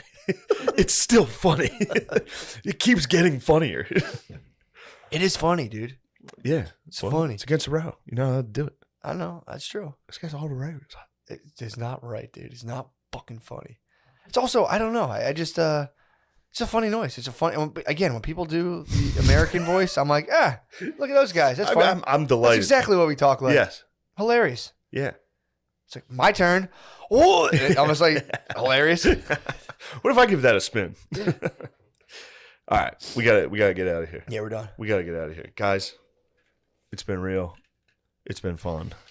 But it hasn't been real fun. It's been so fun. Yeah, dude. Thank you guys for joining our Patreon. Thank you. Yeah, man. Appreciate y'all. Oh, I just snorted some Zin. Yes. Oh, man. Welcome Zin to is so welcome good. to the show. Can you do Zin as snuff or will it burn? I have no idea. Can you snufflate Zin? I'll give it a shot. I'll do some lines of Zin this weekend. I might just do bumps. I might just start doing lines of Zin. I might start doing key bumps. Just reaching in and just be like, excuse me. Yeah, it's a way to like nicotine gum for Coke. Just snorting Zin. Dude, if you were in a business meeting, you started snorting tobacco, you would crush. You'd be like, excuse me. Oh, yeah. If your assistant came in with do you ever see those horns? They pack them up with tobacco and go and blow it up your nose. Yes. Yeah, dude. If it was that, I wasn't sure what that was. Look, dude, let's just get right into it. You want to get in the heart of the matter? Look, man, I've gone through PR disasters before. None like this. None like this. Absolute PR disaster. This is a nightmare, dude. Oh my God. We've had like a 72-hour war. And the news broke at the worst possible time. I know. All right. So for those of you who are unfamiliar, yes, I promised Billy that I would go paintballing at Matt's bachelor party. Yes. And I made it very clear that I did not trust anybody there with a paintball gun and myself. Now, will I say that factored into my decision? Yes. Slightly. I had no idea what paintballing was. When I got there, I realized that would have never been the case. However, dude, this is tough, Take dude. Take your time, dude. Take your time. I just let so many people down, dude. I had no idea how important it was to everybody. I had no idea how important it was to me. Yeah, I called Matt. I got on Reddit the next morning and called Matt, and I was like, dude, I'm so sorry. Like, did I let you down? He was like, no, what are you talking about? Then I called Spot. I was like, dude, am I fucking gay? So yes, guys, your Reddit comments do affect me. They hurt my fucking feelings. That was funny. I was driving home. Well, first of all, the whole weekend has to be recounted to give it proper context. I do believe this was somewhat of a framing device. I do have a decent alibi. Yeah. My Friday was a very strong alibi. Well, first of all, start with the penis you saw. You didn't ask to see a humongous penis. Dude, I had... You should have done this. You should put a tinfoil blanket around yourself. I had nothing but trauma this weekend. You did. First night. Starting from the very beginning. We get there.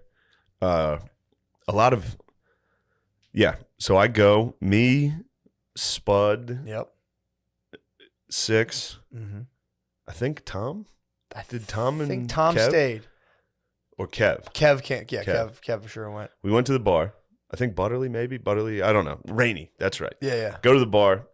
We're hanging out. We're hitting the Irish car bombs. We're having fun. It was only you only had 35 minutes before it closed. Yeah, we had to get in and.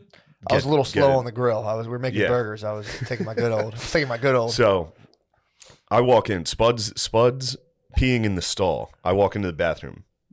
I walk in after Spud his stream is already in motion. Well, he was going to go to the urinal, but he chose was going to go to the stall urinal for good reason. The reason was, which I immediately discovered upon entry, was there was a guy at the stall. There was 2 urinals. This guy's dong. I don't know how to. Can you hold? I mean, bigger than this. Seriously, soft. No dong. joke. Soft dong. You serious? Bigger than that water bottle. Jeez, with a tip that was a Zin. And how many ounces? What? It was a Zin sized. What? How many ounces is that water bottle for the people at home? This is a 16.9 fluid ounce bottle. 16 ounces of dong. Yeah. With a Zin top. With a Zin tip, dude. What? I walked in. Soft. I walked in, caught it. I was walking in straight, caught it over here. I could see it. Your periphery. I could see it from there. Caught a glimpse. That's evolution, by the way. That's not your fault. Nothing I could do. Caught a glimpse. It jarred me. I responded like a black guy seeing a magic trick. I immediately ran into the stall with Spud while he was peeing and hugged him. Yeah. And just went, oh my fucking God. Dude. he was shaking already, dude. This penis already had the Spud man like, oh, dude, I know. Spud was shook. Yeah. And then I went to the urinal and started pissing. Takes a lot to shake the Spud man, too. Bro, I went and started trying to piss next to this behemoth. So you faced it? I tenised it. You ever see those drawings? David and Goliath. You ever see those drawings of like a dragon and like a knight? Like a tiny, that was my tennis, dude, against this thing. So you faced it? I did. The guy finished, and then Spud was still in there. Shake? I'm just curious. Guys with dicks that big, do they even shake or what do they do? It was a blur at that point. Yeah, exactly. It was a blur, dude. I was just smacks the side of the urinal with it, like yeah, just boom, dude. So he leaves, and he's washing his dick in the sink. Spud didn't know another guy walked in. Yeah, because he was still in the stall. Yeah. So this other guy walks in, and I'm in there, and I was like, dude. Like, Spud was like, yo, you see that guy's dick? There's another guy. And then I left, and apparently Spud kept talking to that dude thinking it was me. Oh, my God. So we get back to the table, and Spud runs out. He Paul Revere's this dick. Dude. Yeah. He ran out telling everybody. And he's also good for talking very loudly about a thing. Oh, yeah. You know. Yeah. And we had just drank a couple shots. Like we were feeling it. We all sit down, me and Spud loudly talking about how we just saw the biggest dick of all time.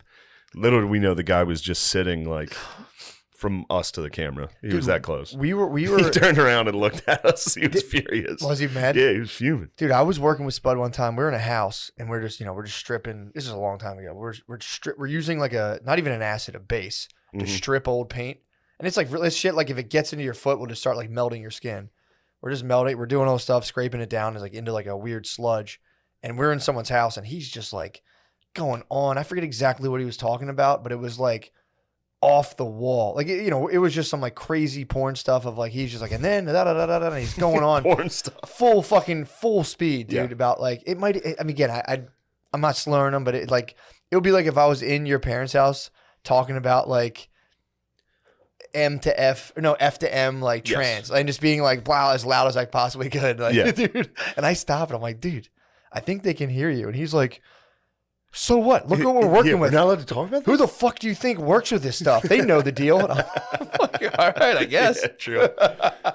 He's like, we're using a corrosive base on old paint, dude. Who do they think does this? Dude, he is the funniest dude. Easily. Ever. Easily.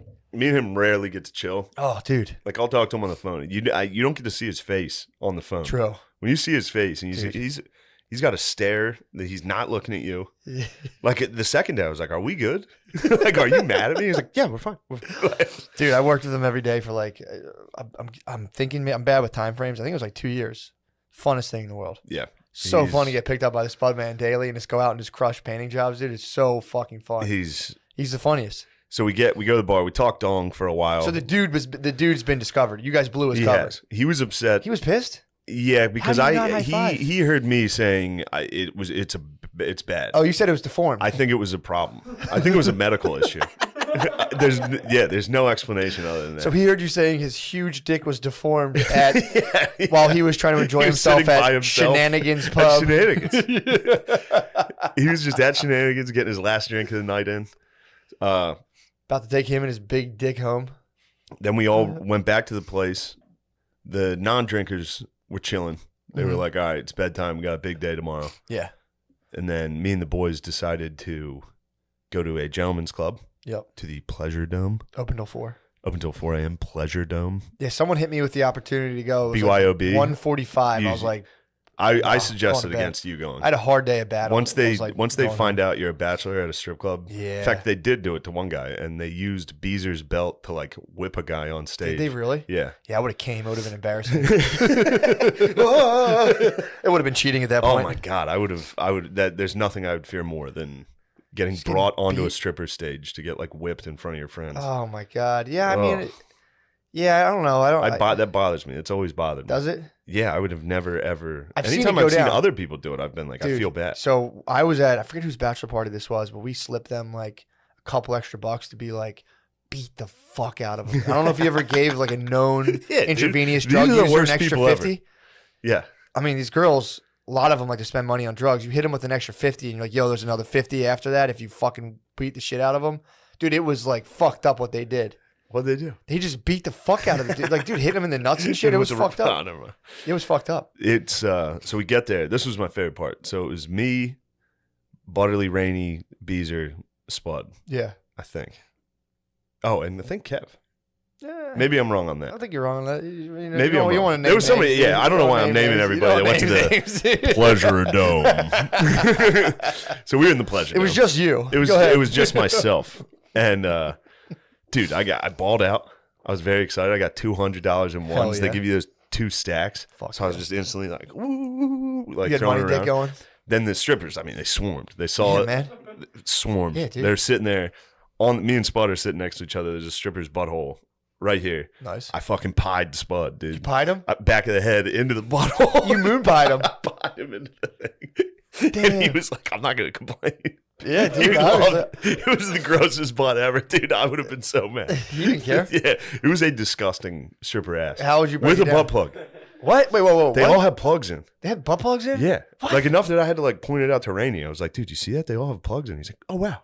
Do you think that's to keep... He's like, I've never seen that. Wow. That's hilarious. That's his reaction. Yeah. Like, wow. He was sober, too. He was sober. Interesting. It was BYOB, so all we had like one Was more. that like a sanitary thing, just in case they sharded? I have no idea what it was. Coke's cut with laxative a lot of times, so that might just be a prevention. It might be a COVID prevention. How dare you assume that these sex workers are doing narcotics? A lot do. I'm doing... I mean, they are getting pied. They're getting moon pied by... So did he go up against the plug? He must have hit his face on plug. On the plug? Yeah, I actually think he hit tailbone. I think he went like forehead to tailbone on this thing. Perfect. But yeah, Bullseye. It was what a great night. That's so I would fun. leave because then you had to stop drinking. Yeah. So we all had to chug our White Claws as fast as possible. Out in the parking lot. And then I would go out to the parking lot to chug a White Claw as fast as I could. Beez was out and there come too. back. Yeah, Beez made friends. Beezer made, yeah. He was outside slugging He was Hennessy. parking lot pimping, dude. He was out there just, He's holding it down. Yeah, he was slugging Hennessy. Good Lord. Beez was outside slugging Hennessy with like 2 30-year-old black dudes. Yeah. They're like, yo, take this. And it's like, I don't think they understood who they gave the alcohol to. The Beezer probably just absolutely dented their Henny, dude. What is this fucking gay shit? Just chug that. They probably thought they were going to punk the Bees. Like, yo, here, drink this. Yeah. Bees grabbed the H-Rock, dude. They passed Bees the H-Rock, dude. He probably just drained it. Bees put in work on Friday, dude. Yeah, dude. Dude, something happens where if Bees takes Molly, his face turns like... it's like totally pale. It's the craziest thing. Like you won't see him for like 20, like an hour. Then all of a sudden Beezer will walk back in with like headphones in and be like, yo. And his face is just, he looks gray. He's like, yo, what's up? It's like, oh my God, dude. Oh, fuck. I mean, he really might be. He might be the patron saint of broskies. He's dying. He's dying. Soon, dude. Soon, bro. So Dude, he was so fucking funny all weekend. oh my God, dude. Well, it's so funny how he gets so pleasant on Molly too. I mean, he's not like a dickhead by any means, but when he gets drunk, he gets kind of fired up. Yeah. On Molly, he's like, "Hey, what's up, he's very man? chill. Yo, what's up, dude?" Yeah. It's not like a dick. No, but he's still spastic, dude. So, all right, I'm not going to name names. True. But I'll be honest. When we got back on Friday night, somebody was like, "Yo, I have DMT." Yes. Now, at this point, I am very drunk. Yes. I should have never done this. First of all, it's what, 4:30? Yeah, it's about 4 a.m. Yeah. And that was when we decided to rip as much DMT as possible, as if it was weed. Yeah. Just kept passing. It's like a 3-man rotation. Dude, it was... I think because of all the alcohol and stuff, I didn't blast off as hard, but it was like... Felt bad. I felt bad. I felt like I was doing, I was doing hard drugs, but I was like, this is what like doing. Well, you were doing DMT like hard. You guys smoked it like crack. Yeah. Someone was telling me that you guys would all rip it once and then party for like 4 minutes. Dude, for real, for like 5 minutes, we were like, and then go back. Then it would wear off and be like, all right, we should chill. So you guys like, all right, let's do one more. And be like, all right, fine. And one guy, I'm not going to name names. Obviously. He was like, yeah, give me that. And he just ripped it, dude. The theories were confirmed. The theories were, he's like, I've never done that stuff, dude. We have one friend we suspected of being a DMT addict, dude. I've never seen anything like ass, it. Dude. I've never seen anything like it. He's a gremlin. He gremlined out. It is what it is. And spaz, dude. He was spazzing on DMT. He was like, get the fuck out of the way. Yeah, so. What the fuck? Now, I don't want to make an excuse. Sure. But that led me to. Solid, dude. I woke up. Hold on. Dong. Strip club. Butt plugs. Strip club. Lots of alcohol. DMT. Until about 5 in the morning. 5, maybe 6. About 9. Everyone else is milling around about 9 o'clock in the morning. 9 a.m. I started hearing people. I didn't wake up until somebody knocked on my door at like 11:30, and they were like, "We got to go." Yeah. And I was just like, "Yeah, zero chance." I tried, dude. I sat there for a minute, and I was like, "All right, I can do this." And then I was like, I have to shit. Yeah. I was like, "This is gonna be a half hour. You guys go ahead." And I got there like maybe an hour late. I had no idea how long. I had no idea how long that would take. You were also an hour late too. Like if we didn't start at that time, it would have started to kind of get fucked up. Yeah, because it closed at 5, so we had like a 2.5 hours. Seemed like, I mean, it was war, dude. Yeah, I saw it. It was war. That was crazy. I've never seen paintballing, dude. That was nuts. Fucking nuts. So first of all, so you were recovering, dude. You had dysentery. You caught dysentery at the camp. I did at the camp. Yeah, obviously. That happens, dude. So a horrendous case of DMT-induced dysentery. So we go out. We got there like late because it closed at 5, and I think we got there like I don't know. I forget 2 or so, but it took us. We got there. We left early. We started rallying everyone around that time, 11:30. I will say this also. Totally sober, awake at the time, I still would have not wanted to do that. Yeah, it was intense. When I got there and saw it, the first game, I was like, fuck, I fucked up. This looks awesome. Yeah. By the third game, I was like, thank Christ. Dude, I'm not doing this shit. I'm going to find a picture of my back, dude. I'm going to try to. Oh, my God. I'll hold it for the boys so they can see. It's jacked up. Yeah, then you guys all came back, like, dude, showing welts and shit. Like contusions. What the fuck is this? Dude, that's the back, dude. Let me brighten up that screen a little bit there. That's the back, dude. Freeze frame that. You see that? Yeah. Dude. I saw it live. I saw it happen. Well, that was the last battle. When you switched teams. Yeah, we show up there. The teams were, I don't know what they're, the guys there, by the way, were chill as fuck. They were so cool.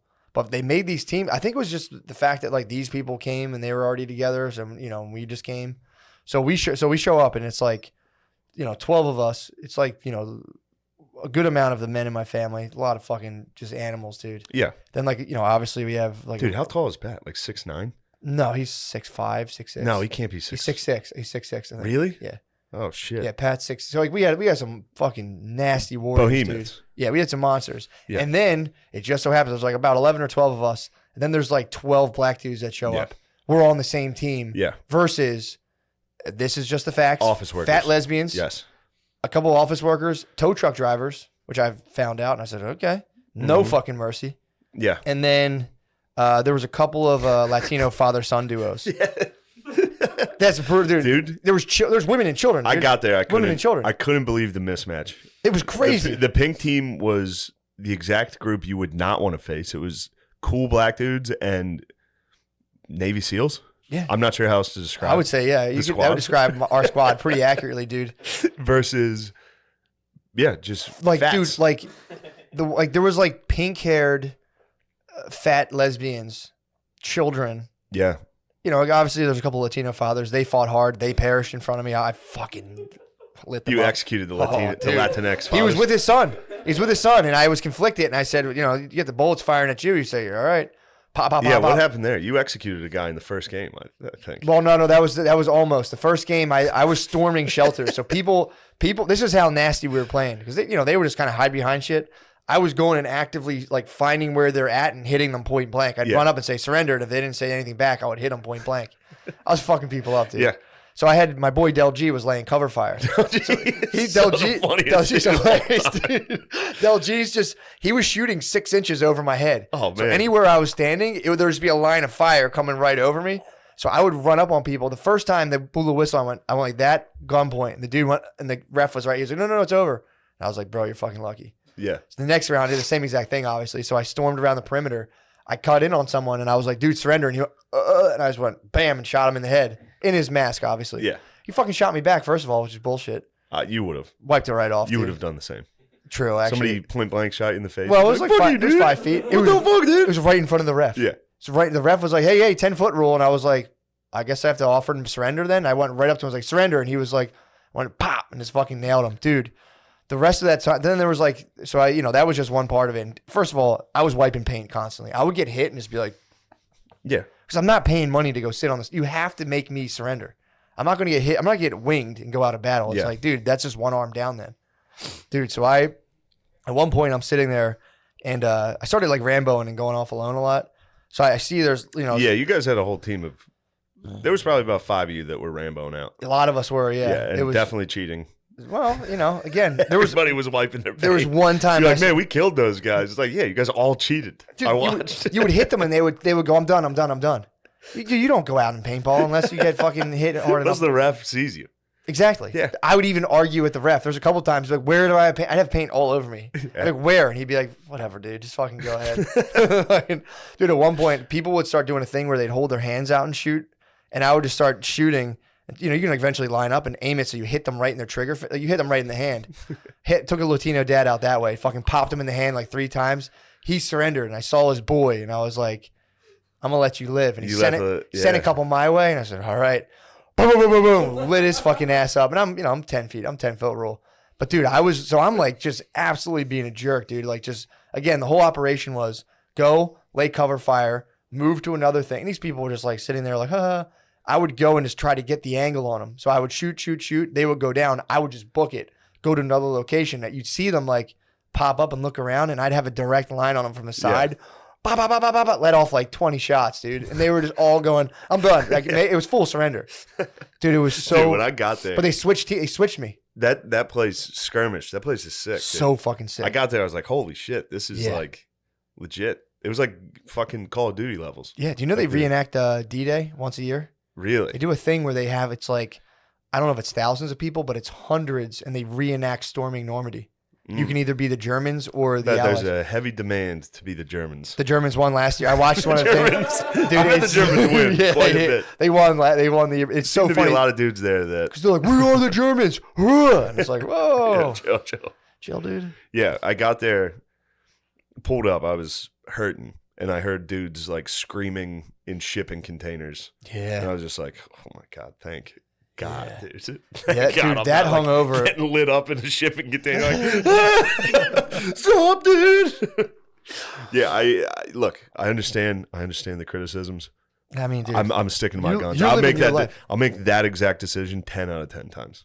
Yeah. It's your Zero life, chance. Dude. You're living your life. We needed you as a general back there, dude. I was back. I was supporting the best I could. I was motivating Bill. Bill was fun to watch. You were firing him up big Dude, time. He was so showing funny. off. He was showing off for me. He would run over to where I was standing and do like the sign of the cross at me and point, and then like run straight across the battle. It was so funny. Oh my god. Well, dude, when I was on my team, I was like, these things don't even hurt because they weren't really hitting me. They were just, they weren't really hitting me that much. And so they switched our teams.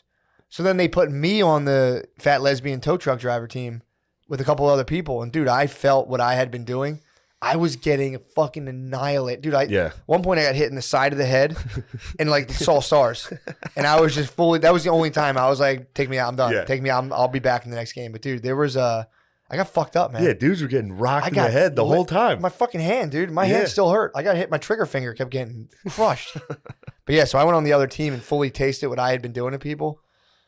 I mean, I'd still do it again, obviously. It was battle, but dude, it was that shit. I mean, you had to do it. Then they made me run the gauntlet. Apparently, they were like, all right, I knew that was coming. You're the bachelor, so they made me run while my whole team fired on me. Yeah. And, you know, obviously they told Wes to come too. So me and Wes, I tried to charge and shoot. Bro, as soon as they were like, who's the best man? I got out of the woods, Got out dude. of Dodge, I dude. walked away. I was like, dude, I'm not coming near this fucking thing. That hurt me. And then the last game, we were in this thing, the castle. And then our team combined with the tow truck drivers, the black dudes who were on our team, all of us combined, we were playing against each other. Yeah, I left before that. Against 2 other squads. I didn't get to see this. Dude, we stormed this castle, and you guys did the castle one? Yeah, dude. Oh, shit. That was at the very end. So that was the one I wanted to see. You're in a castle, dude, and there's just wall and wall. Someone could be like, you talk about getting point blank. You don't know what the fuck's going on. There's like 9 different colors. It was fucked up. So we're storming the castle. We're actually doing pretty well. And I'm leading the front. I'm fucking like, you know, I'm going out, blah, blah, blah, gaining territory. And all of a sudden, you'll like, you know, go from thing to thing. All of a sudden, I start like, you know, you'll see bullets coming one way. And you're like, all right, shot fire back. Yeah. When they're coming from like 3 or 4 directions, you're going, oh no, like I'm in a bad spot. Let me get out of here. So I go, I'm laying. It's like the end of it too. So I was shooting the entire time. So I was trying to use all my paint. So I'm like contra, you know, just I had the S spread, dude. I was just the whole time. I'm even looking at shit. My trigger's going. So I'm like, I'm getting hit. I got to get the fuck out of here. So I just break to go back to where all my boys were. I'm like, if I zigzag, they won't hit me. Someone must have had a fucking line on me, dude, because I'm running for like 10 straight seconds. Someone hit me. It was like dunk, dunk, dunk. Every step, I'm like, oh, ow, ow, ow. Got absolutely annihilated, dude. Yeah, and then that was finally when you got hit in the back. That was just after I got hit in the back from doing the other things. It's the coward's death. Yeah, dude, big time. So then I keep shooting, then we go back in, and I've gotten running away. I had already gotten hit directly in the face like 4 times on my visor. So I'm like wiping paint. I can't see fucking anything. So at this point, I'm just I'm like in the Call of Duty when like the world goes gray. I would see people. I'm like, I don't know if you're on my team at the top of the castle. I'm just shooting them. Like, dude, this is it. Shooting everyone. The ref just turns. He's like, dude, you're fucking out. I'm like, what? He's like, I'm like, where? Every time, where? And they're like, it's literally you have 4 hits on your face. And I was like, take me out, bro. Yeah. Had to walk like this. I just wanted to use up all my paint. Yeah. Dude, on that, most fun I've ever had. The second to last one was Billy and a couple, I think Spud or somebody. They were all against this side of this shipping container, so I could see them. And the whole time, they're like, this shit doesn't hurt. This shit doesn't hurt. Dude, somebody, I think it was Kev, fucking just lit. It looked like an execution. They were against the wall. And it was just, and they were like, like screaming and like high stepping. Dude, yeah, it was fun to watch. It was fun to watch. It fucking hurts, dude. Yeah. I've for the first couple, I'm like, this doesn't even hurt. And so I started getting real bold when they switched teams with me. When I switched teams, I started tasting the wrath, dude. And it was like, this fucking sucks. It was fun. Either way, I had a blast. Yeah. I might get into competitive paintball. You should. I might, dude. Yeah. It's so fun. That was the most fun I've had. You. That'd be sick. Yeah. If I had a competitive paintball, we should sponsor a fucking competitive paintball team. No, we shouldn't. I'm gonna do it. I'm gonna sponsor myself, dude. Yeah, you should. But yeah, that was fun to watch. I've also fully respect your decision, dude. Oh, I don't. Dude. That's crazy time. I've grown past it. That was funny too, and I was just like, dude, your brain was just out of the good stuff. Yeah, you were unable to produce like reassuring thoughts. You used up all the fluid. Your brain was completely devoid of Sunday serotonin. morning. Yeah, oh my god, you had no serotonin. You have a major PR storm on your hands. A huge PR storm. Yeah, dude. I mean, dude, Prince, what was the one? Prince I was Andrew? getting DMs from dudes that were like, you better fucking get a hold of this, dude. Everyone's calling you a pussy. Yeah, dude. For not going paintball. And I was like, what? Prince Andrew was probably like... Yeah, it's fine. Jesus, finally. Someone else is taking Finally, the tension's off of me. That was the guy who was chilling with Epstein, right? I think so. I think it was Andrew. I think it was Bad Andy, dude. So after paintball, we get back. Yeah. The fellas are resting up. Yeah. Licking our wounds. We start cracking them. Start drinking a little. Start having fun. Yeah. I think we went to another bar. Oh, yeah. We went to that lake, or that... Nick's. Yeah, that was fun. That was sick. Get back. That's when we start doing drugs. Yeah. Well, the drinking, first of all, don't downplay at the bar. We're at the bar, and I'm like sitting there, I was sitting there chilling, smoking my weed. So I'm sitting there, I'm observing. I'm seeing people just drinking like people at that we were there for what? You guys were there a little longer. But I was watching a couple of people who got there, and it was just like a full night's worth of drinking in the span of an hour and a half. Easily. Like, 9, 10 drinks. So so alcohol had been done. Everyone did alcohol. Yeah, we did alcohol. And then you came back. And then we decided to try other drugs. Tiesto'd. We mollied. Yeah. A couple of us. No names. Majority. Yeah. And it was great. And it was going very well. For some reason, the first one I took and a couple people took they felt like duds. Yeah. After like an hour and a half. Mm-hmm. It was like, these aren't working like they usually do. We should take more. Yeah. Which we did. And they worked. Yes. And then we were off. And then this is where things on this trip, you guys thought that was a PR nightmare? Yeah. It's nothing compared to the trauma I was about to experience. Well, the mushrooms came out. Then a giant bag of mushrooms was laid upon the bar. Yeah. Just laid out. It was like, hey, this is for anybody. And I had already taken quite a lot of Molly at this point. And I decided it was time for me to start eating handfuls of mushrooms. And at first it was great. Sure. At first it was wonderful. Yeah, the trip, fire switching going. Between the Molly and into just hallucinations seemed great. It was very fun. And then things took an incredibly dark turn. Yep. And I couldn't see or hear for several hours. Yep. You blacked out. Or move. Yeah. I did. I did. I did pretty much black out. Mushrooms will black you out. Yeah. Especially that much, they immobilize you. Bro, it was like it started. I think I was still chatting with you when it started. I had 6 eyes. Yeah, you had 6 eyes. Everybody had multiple eyes. People had multiple faces and shit. I was hearing, people were telling me, I was getting the reports from everyone the next day. And like, dude, like, I think Spud had like he had like 4 faces from one. I was watching people communicate telepathically. Being like, I just thought that too. It was very fucking funny to walk in on. You're lucky you didn't do it. Yeah, I know you said yeah. Yeah. That was bad. I have my 5 grammer coming up in a week, basically. That was a bad way. Let me chill. I should have never done that. No, you should have. That was important. You did that. In hindsight, I'm like, that was cool, but at the time, that was legit the worst thing I've ever experienced. Dude, I was telling you, man, you went into it like it was literally Cult of Dionysus that just got absolutely stormed by medieval Catholicism. You guys it was drinking, it was Molly, and then all of a sudden it was just, and it was like, it's time to examine everything. Yeah, dude. How about some trauma? You want to relive that 1,000 times like it's brand new every time for 5 hours? Which is funny, too, because that's like a really effective form of therapy. That works. It's exposure therapy. That's how you move a thing from your amygdala down to the area of like where things have been processed and they don't affect your biology. Yeah, pretty crazy. There was some things that apparently were a little more traumatic than I originally thought. Yeah. And they came back. Yeah, quite a bit. Yeah, man. And every time I'd be like, did that happen? Oh, fuck. And then a minute later, I'd be like, oh, fuck. Did that happen? Fuck. Just over and over again. And then I'd forget about it and keep going. We were sitting out by this fire. Every single thing somebody said, the way my brain was processing it, it felt like they had just said it a minute before. So, like, if you were like, hey, what's up, man? It would have felt like you said it twice. You pierced the veil, dude. And I'd just be like, what? Yeah, you pierced the space-time continuum. Dude, I couldn't process one thing. And apparently I was just sitting there by this fire. I was like, yeah. And then I'd like look up out of my hat and be like, what? Dude, I couldn't move for 5 hours. I was just like, what? Holy shit. It was terrible. Then Hoss was sitting there. Hoss butt fucked me. Matt's cousin Hoss is a absolute demon. Yeah. Complete gargoyle. Yeah, you told him. He sat there. I was like, dude, you're the worst. Well, he had faltered. He had faltered earlier, and he rebuilt himself. Yeah. I was there for him rebuilding himself. So I was there with him when he was faltering. I was chilling out by the fire, just shooting the breeze with him, and he rebuilt himself back up to his former glory. And then just saw you and just fully was just like, Yeah, he's like, what's wrong with him? I do think he was trying to help you. He was just hossing.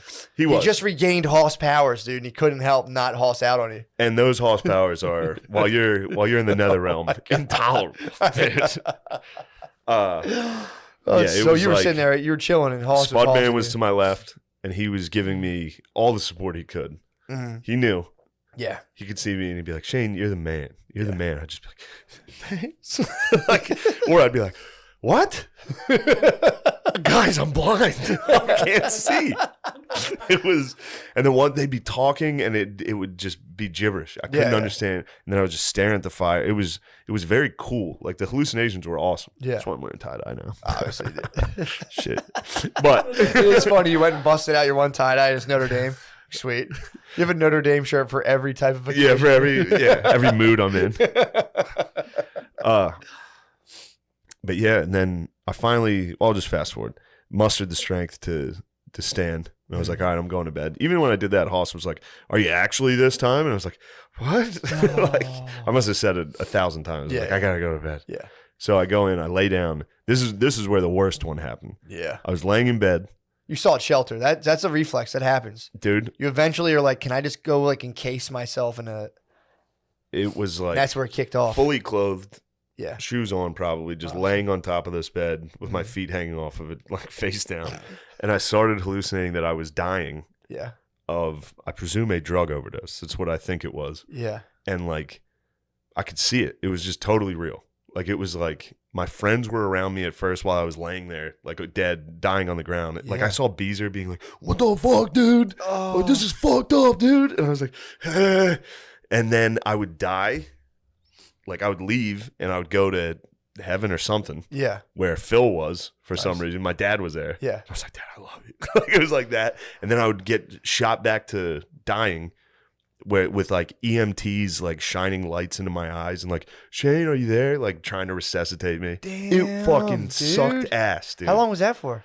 I have no idea. I don't know if even time even applies. I swear to God, I have no idea, but it felt like forever. So like it was all night. You lived out a potential deviation in your potential. I mean, you have an infinite amount of timelines, but you went and visited one of them. Yeah, it was a sad time. You did the ghost of fentanyl past. I did, yes. I did the ghost of cocaine future, dude. And I am done with drugs for a long time. Damn, dude. I was offered drugs last night. I said, get that junk out of here, dude. Damn. I said, I've been there, done that. No. I've died and come back. I have died. On the third day, I rose. Whoa, dude. I'm risen. Dude, that's fucking awesome. It was terrible. I can't wait to see what the mushroom demons show me, dude. I'm gonna get rocked.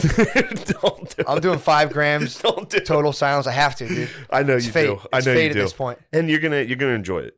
You're gonna enjoy it. It's gonna be if it's anything like I just did, it's gonna suck. I mean, especially you did under. It will be difficult for sure. But like, dude, that's horrible. I wasn't prepared. I wasn't mentally prepared at all for that. I was on Molly, just like everything's the shit, dude. Everything's the best. I love all you guys so much. Yep. And then just like a fucking switch, it was just like, you're a fag. I was like, what? It was crazy. But this made me laugh. Like, even when I was like in the darkest realms of this shit, like couldn't see, like anything I looked at was just squiggles and hallucinating. Sure. Every once in a while, Butterly would talk, and he was using this like, yeah, man, everything's great. Like this real monotone thing. And something deep inside me, like while I was out, would be like, yeah, that shit's so gay. Like still in me. I'd be like, that's so gay. It was fucking crazy, dude. Damn. Yeah. Then I passed away, came back, woke up to everyone leaving. It was raining. Oh, yeah. Oh God, yeah. It was the saddest. It was the worst day you could leave. It was the saddest. It was like a gloomy, cold rain. Dead trees because we were still in the mountains. Cleaning up shit. Everyone cleaning, just laying there. It was one thing that was funny. I looked at Billy because Billy was like looking at me like, holy shit, dude, how are you? And I was like, that's what I call a party. like waking up from hallucinating and dying and being like, hell yeah, that ruled. Sick party. That was White Claw Billy too. That was White Claw Billy. That was so fun. White Claw Billy rules, dude. So fun. He needs to start drinking often. Dude. He's the best. It's so funny. And then he becomes so aggro in a way that's so funny too. It's great. It's too funny, man. It was him at a wedding is funny. It's the only time he drinks is at a wedding. Can't wait. Dude, it's so funny. He just he finds like one person and just absolutely devastates them the entire night. It's so funny. So funny. He had Hoss in the crosshairs. It might have been the funniest shit. He made Hoss turn his hat back around. Dude. Twice. Well, Hoss fucking pigged on weed tincture. So he was pigged on. That's what I was making fun of. Yeah, Because before I pigged on the mushrooms, I was making fun of him. I was like, "You pigged out on the tinctures." Yep. An hour later, I was like, "Oh, I pigged out." Pigged, and Billy would see him and just be like, "That's not D1, dude. That's some D3 bullshit." Yeah. He owned him at one point. It was like full MK Ultra. He owned him, mind, body, and soul. He told him to turn his head around. He did it. He did it like 3 times, and he would just go, "That's fucking D3 bullshit, dude." Yeah. Turning around, he'd be like, "Dude," and he'd wait like 10 minutes, be like, "Yo, we're boys, right?" Every single time. "Yo, we're fucking boys, right?" And he'd be like, "Stop, go away from me," and he'd be like, "Yo, I'm just gonna tell you this straight up, dude. You're more of a party guy. Spin that thing back around." He would just be like, "Spin this, dude." It was the fucking funniest thing. And he would be like, "Fucking Billy fucking owns me. Stop." Dude, it was so funny. And this wasn't he telling you like his mind was a steel trap upstairs? 15 minutes prior. And then he came down and was like, "I don't want to do this. I want out of this." And this was just the nice stuff. So I'm going to get a phone call from the hoss man. Why? From this? No, he'll be fine. But it was funny. He genuinely was upstairs telling me, unsolicited, that his mind is an absolute steel trap. Yeah. And I was like, so I was upstairs trying to figure out how I'm going to broil this burger on the stove, dude. Oh, my God. That was one of my final memories. That was still nice. I walked upstairs and Matt was high as shit. He was just trying to broil a burger. There's just smoke everywhere. I was trying to cook it on the stovetop. I didn't feel like dealing clearly with the a fire was about to start. It was bad. It was a lot. I thought the fire alarm was going to go off. So, but Shane came up and broiled a burger. I'm like, dude, it's fine. I'm not even, I was just smoking. Dude, I've come to the conclusion that smoking weed doesn't really do, I have to eat it. I'm sure like the dabs and all that stuff would fuck me up. If I sit there and smoke weed.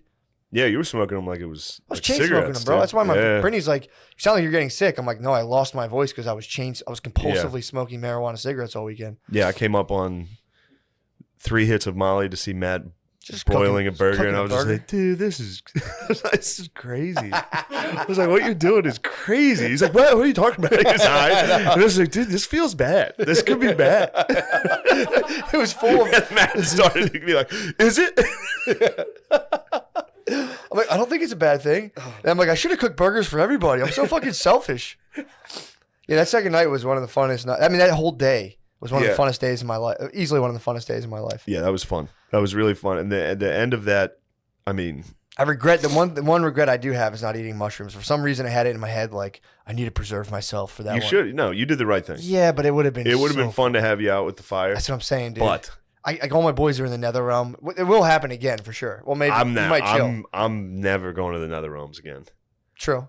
That was it. I've been there. I'm done. You have one, and just in the one, I believe you. But there's one small, I would say, scale. I'm definitely gonna do it again. Like if it was here, like on a weekend, you're drinking somebody else. Fine. But I agree. There is no desire because once you had an ego death, dude. Your ego dissolved. All that junk. And then you transcended, dude. You remote viewed a possible future. Also, while I was dying, I was like trying to like tell my boys, like, dude, it's okay. For sure. I've been to the other side. It's tight. Go ahead. Like when I was coming back, I was like, let me go back up there. Dude, you might be king. Bro. You might be king, dude. Bro. Spud's convinced. Spud came out of this being like, Shane's king. That's all. That's all. So, dude, I needed that so bad because I woke up rainy morning, Sunday, gloomy. It was cold. Yeah, man. I had nothing in the tank. I was still hallucinating in the morning. I was walking up the steps and the steps were like swirling and I was like, ooh, I'm about to drive. Drive down these mountains. And I get in the car. My phone had been dead all night. I open it. I was like, oh, see what's going on Reddit. Everyone's like, Shane Skip Paintball, he's the biggest faggot of all time. And I was just like, am I? Devastating. Yeah, man. Yeah. What a wonderful weekend, though. But. What a fantastic. Dude, when I came out of the mountains, the clouds broke. It was just a beautiful spring day. Jesus Got to go watch my niece and nephew running these races at this park when I got back. Man. Oh, it was so nice. That's awesome. It was so nice. Went down, laid in my parents' basement on the ground. Oh. My cat, Tybalt, came over and bumped his head against me. Tybalt knew. Everybody knew. Everybody knew I was different. I came home, my family was like, are you all right? I went out with my lady the next night to dinner, and she was like, you seem different. I was like, well, I died yesterday. I died last night. I saw my death last night. And I tried to explain it to her, and she was like, oh. Yeah, a lot of bays are not with that. She thought it was funny. She was laughing at. Not angrily, they just go. I mean, a lot of people in general just go. When you guys talked about all that, like the ego death, all that shit, I was like, this is hogwash. It's real, dude. That was entirely everything you guys talked about happened. Yeah. It's crazy. Yeah. In a little, just tiny little fucking weird little mushroom, dude. Yeah. Contains all of that. Prophetic. I don't know how prophetic. I mean, you're convinced I'm definitely going to overdose. No, I don't think you will. I've avoided it. Now you won't. I'm saying because it's us in the present moment, and then there's a sea of potentiality. There was just some things, and the mushrooms were going. Here's one you want to stay away from, and you just went, Roger that. Yes. If you didn't do, you know what I mean? The universe did communicate pretty heavily, like chill. It's crazy, dude. It's time to chill. I mean, dude, there's no proof that time is linear. In terms of our consciousness, it could exist elsewhere in time and space. And we're just kind of like, we can kind of, if we get good at it, we can kind of go back and forth. I'm saying I'm not going to rule that out. Do I know that's the case? I don't know. Of course. It's definitely not definitely not the case. Normally I'd be shutting this down as best I could, but I've seen some evidence. I've seen quite a bit of evidence that points to your argument. I've been reading Rupert Sheldrake too. Dude, he's the goat. I had to go watch I watched The Darkest Hour with Winston Churchill. Did you? It always inspires me. You need some Churchill to I need Churchill to just be like, yeah. Just to be he's in the muck. For sure. And when they needed him, he came out, started swinging, talking shit. Churchill's a man, dude. Easily, dude. I'm gonna start throwing up the V for victory in every picture. Yeah. Yeah, that was unbelievable, man. What a trip, dude. That was so fun. Yeah. Pieing Spud into an ass was one of my favorite things I've ever done. Dick. It's a huge dick. Watching just Spud and Pat. Yeah. That was like my favorite thing, talking about how there was medieval Spuds and Pats. Oh, yeah. Like 1,000 Pats would go into a village of Spuds and they'd all start scurrying. Yeah, Pat's 6'6". Pat is a Viking. He is. Yeah. 6'6". He was just talking about how he basically only has diarrhea or just failed couple attempts. Yeah, dude. He's like, I either have liquid shits or just failed attempts. Yeah, people were crushing me. Like, me and Rainey were walking. He was like, do you ever eat anything healthy? Like, he wasn't saying it to be mean. He was just asking. And I was like, yeah. We kept walking. I was like, fuck. Who was asking that? Rainey. He was being nice. He was trying to be like, we was just being open. Because I talked to him before about it. Yeah. I was like, I just can't. Like, all that shit. And he was like, do you ever eat anything healthy? And I was like, like walking up this hill. Like, dude. Oh, this was my favorite one. So I think it was right after while I was like dying, Hoss brought up SNL and started asking questions while I was literally like, yeah. He was like, what do you think about SNL? And I was like, what? Why would you say that? So then the rest of the guys start trying to like build me up. Yeah. And Butterly was like, he did one of those things where you like kind of tear someone down to be like, but you're the man. But he left out the but you're the man. So he was just like, look, dude, you lost SNL. You're like you're a piece of shit right now. Like all that stuff. And then he just stopped. He's trailed off. I was just like sitting here like, yeah. I was like, you gotta finish that. Yeah, it's so fucking funny. It was Sit by the Fire was incredible. Sid the Kid rolled up the last night. Sid the Kid was chilling. First of all, can we just take a page out of Sid the Kid in terms of how he deals with Bay? Leaves a wedding. It's like, I'm out. I'm going to the mountains. It's like, dude, what an animal. Leaves a wedding reception. Is like, all right, catch you later. So, yeah, he's out of his mind, dude. Sid's out of his mind. He's out of his mind. He holds it down, dude. He's an insane person. He's 1950s. He's a good insane person. He's 1950s. He's a 1950s white guy. He's insane, dude. It's insane. He's a strong black conservative. He is a strong black conservative, which is tight. But dude, leaving a wedding, I was like trying to running the simulation in my head, being like, all right, Britt, it's been fun at this wedding. I'm gonna go chill with my boys at the wedding. That would be a half an hour argument. Just with the fucking V for victory. Just fucking like, yo, I'm out. I mean, obviously they probably talked about it, but I was just sitting there like, damn, dude, just being at a wedding, knowing you're about to chill with your boys is like pretty sick. Oh man, yeah. It's funny how high and quiet he gets. Just makes me laugh so hard. Yeah, catch him at Helium in the corner every now and again. He's just so quiet, so high. Yeah, they all got launched as well. Yeah, I don't know if they went to the dark world like I did. I think they stayed right in that. Like, yes. There's like if you're at like an 8th, you're tripping your balls off. As soon as you start to edge over that, that's when like you seek shelter. Dude, I was eating so many like chunks of these. Yeah, mushrooms that I couldn't swallow them. Like it was too dry. That's it. Like I was like forcing them down. Yeah, you pigged out as hard as I could on those things because at the time I thought it was going to be funny. It was. I thought it was going to be a good bit. It was not a good bit, dude. I passed away. I was deceased.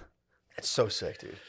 Yeah, so fucking sick. It was fun, but yeah, we'll see. We'll see if it sticks. Last night it stuck. Yeah. Last night, people offered me things, and I said I can't.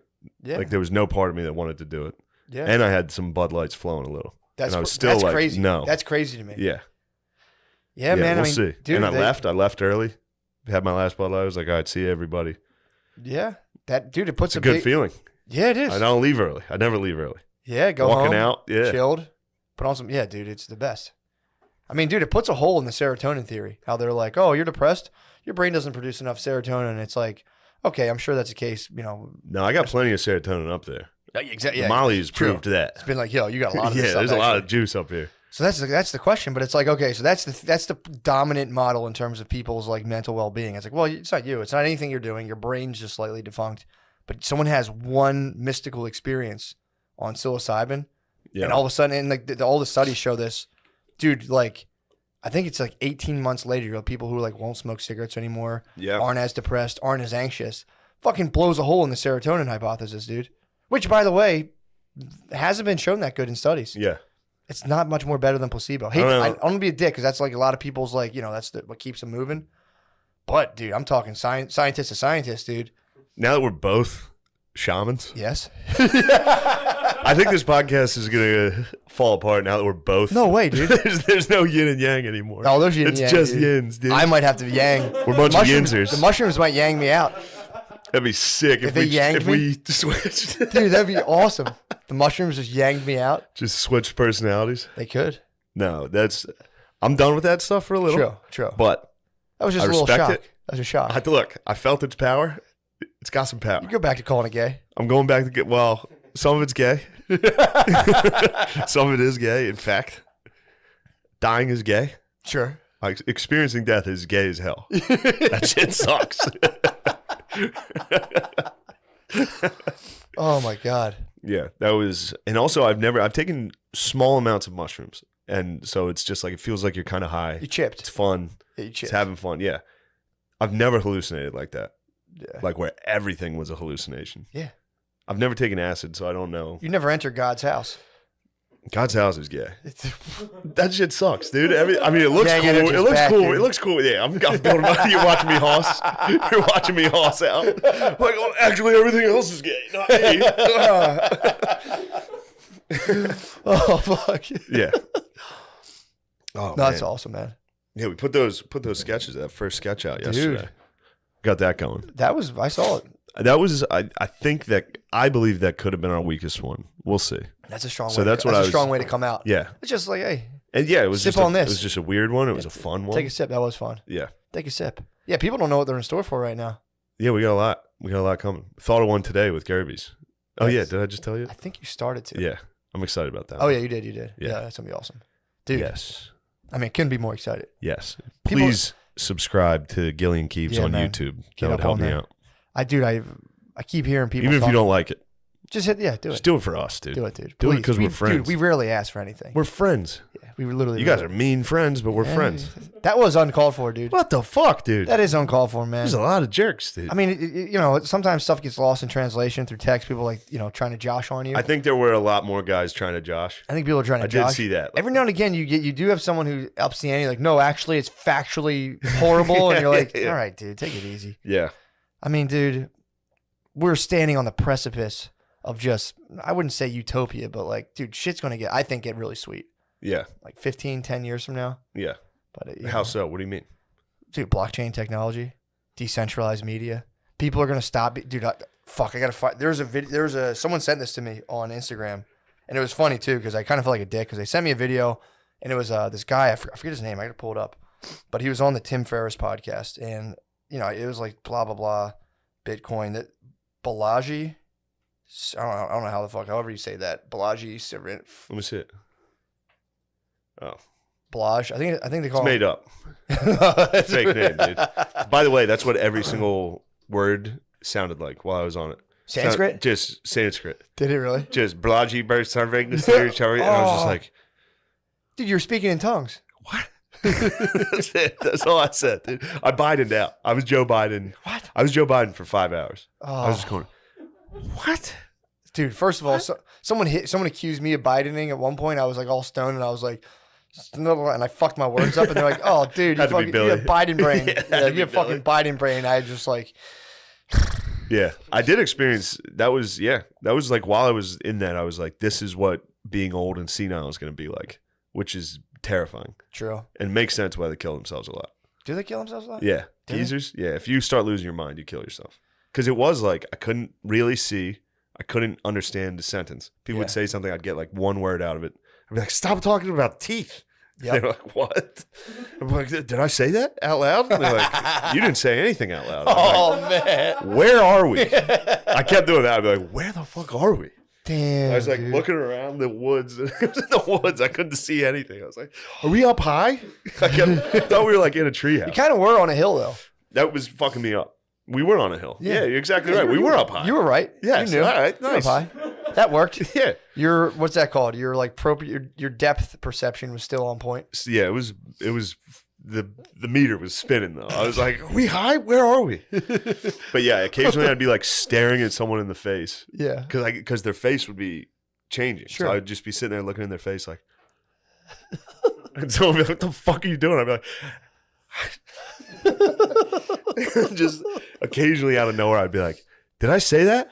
Oh man. You're like, no, dude, you're all right. You're all right. Damn, dude. Yeah. That was the first time I did mushrooms. I was on AOL Instant Messenger.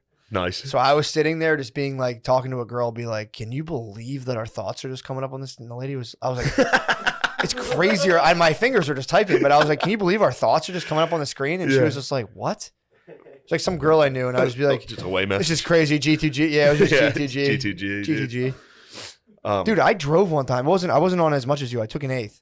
And I remember there was a guy, you know this now, when some people start to take on a sinister quality. Oh, yeah. You see their face, and there's this guy, and it was like, bro, he kept putting on like the worst that. music, and I was like, dude, this fucking guy sucks. And I remember just being like, yo, I'm out of here. In my head, I was like, I told this guy 10 minutes beforehand, I was like, yo, man, I got to be honest, I don't like you at all.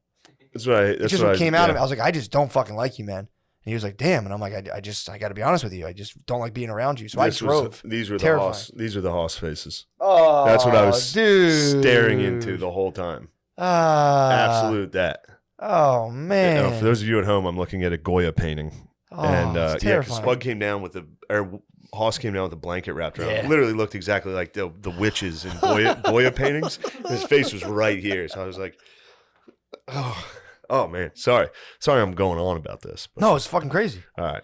A lot of people, I think like 90% of people rate it as the top 5 most meaningful experience of their life. So. It's up there. Yeah. That was up there. It's crazy. For certain. Dude, the shit I was listening to with whatever the guy's name is on Tim Ferriss' podcast, Balaj, I think. Let me just see this again. This is going to drive me nuts. He said it a bunch of times. I thought he was, what is it? Yeah, it was Balaji. It's episode 506. Okay. Find it that way. But he started talking about like, I'm going to be honest, I don't understand blockchain stuff a lot, but he's talking about that a lot. And he was more. I have no clue what that is. It's just like, it's using, I'm probably butchering this, but you're using the AI algorithm to just be totally neutral and take like an accurate in real time historical record that people can then use rather than have that being constantly manipulated. So they talk to so it's not fake news? It's not fake news, and it can't be fake news. That's the thing. Like it can't. I mean, maybe obviously someone could figure out how to fuck with it, but apparently the way it's set up is that it cannot be fake news, and you can't fuck with it. So he starts talking about like media bias and how it's just set up as the most unfair, crazy thing where it's like someone like the distribution is totally unfair. Where a person in like a large. So these guys are considered right wing. Immediately now they're considered right wing. I can tell you right away that sounds. But like they're not. But the guy's being. Yeah, he will absolutely will be. And so what they start talking about is how to safeguard yourself against all of this bullshit. And the first thing he's like, you need to get financial independence, but you also need to get ideological independence, where you can like have your own ideas. Because if you're not financially independent, you're kind of not allowed to think for yourself, because any way you think can then threaten your income. Dude, he starts talking about a book, and this is what blew my mind. So you know those little things where they say like the spectrum of alliedom, and it'll be like a 5-part thing. It'll be like white supremacist, yes, white supremacist, sympathetic, neutral, me. Ally, mega ally. Me. Yeah, exactly. Mega Yeah, ally. It's me. I'm mega ally. Me, I'm a mega ally. So that's not like a more like a MAGA ally.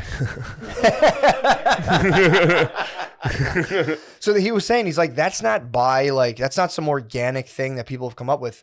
That's an actual kind of like not a thought control, but it's a PR tactic. So it's like it's a way to influence people's thinking because they know, because they're like, all right, we'll put you on this continuum. They can't get someone from all the way on this side to all the way to this side. So what they do is, this is from the book. I think it's called Beautiful Trouble, which is a handbook to activism. So you would go like, all right, so Good Trouble. Good. Is it called Good Trouble? That's what the one guy, the black dude in Georgia who passed away, Is it Good used Trouble? to call it. Is that so? Right? Wasn't that what he said? Who was the guy? No, that was a guy. That was What was his name?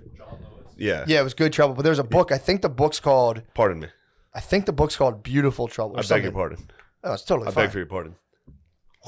Get the Zen flowing, dude. Another one. Did they just dissolve? No. You spit them out? I take them out and put them in my pocket. You can see it during the podcast. I'll go. I didn't know that. Yeah, I try to make sure you're not looking. Oh, that's so fucking funny. Yeah. Dude, so he was saying this is a tool, this whole idea, and they're sending these things home with people to be like, in like grade schools being like, we talked about this last week, like show us where you think you fall on the white supremacy scale, which is like one. I'm a Nazi. Yes, you have a Nazi attending your preschool. That would be very funny to fucking dude, circle up, like, here you go, and it's like, you guys asked. Someone opening it like, whoa, fuck. I knew we had Nazis at this preschool. So the whole point of that whole scale is that, you get the people thinking like that's how simple the idea is. And you say, you're one of these, you have to participate in this thing. And what they're saying is they'll wait to, and this is something that's like been laid out as like a thing that works to kind of move people along like a thought spectrum. Wait till something horrible happens. And then you start saying like that whole shit of like, if you're not speaking up, you're like silence is violence kind of thing. Yeah. So you say you have to do it. Everyone's social pressures. You start to get peer pressured into doing this stuff. And then what it does is like you see people in your social network start speaking up because they feel the social pressure. All of this is manufactured. And then you see someone move from like, the third one over to there, and you slowly try to move people up. And if people dissent, then you disrupt their social networks by hit pieces from the news who you can't compete with because they can write whatever they want. Even if it's totally factually incorrect, there's nothing you can do to them because their distribution's so large. And that, they were talking about that shit. And it was like, dude, at school, they were constantly hitting us with these fucking continuums and this and that. I'm like, this is crazy. It's just to try to. They love fucking spectrums. They love them, dude. They love spectrums. Love spectrums, bro. But this was like, those things you take where it's like the test where it's like, I strongly agree, mildly agree, neutral, blah, blah, blah, blah. Yeah. The idea is you slowly condition people to move along via like social pressure from their network. And he was saying, if you want to be immune to it, you have to chill. You basically have to get yourself financially independent. You have to get yourself ideologically independent. And then you have to start worrying about what he's like, dude, the way people move along these spectrums is, and they've studied this, is dedicated by the news spectrum, the news outlets they like fully believe in. And he was like, it's like, if you have someone who's like adamantly into any one news source, you got to be careful because they are like Manchurian candidates. And as soon as they print shit, they're going to like, he's like, they get glowing red eyes and they're like, and he's like, you got to safeguard yourself against that shit.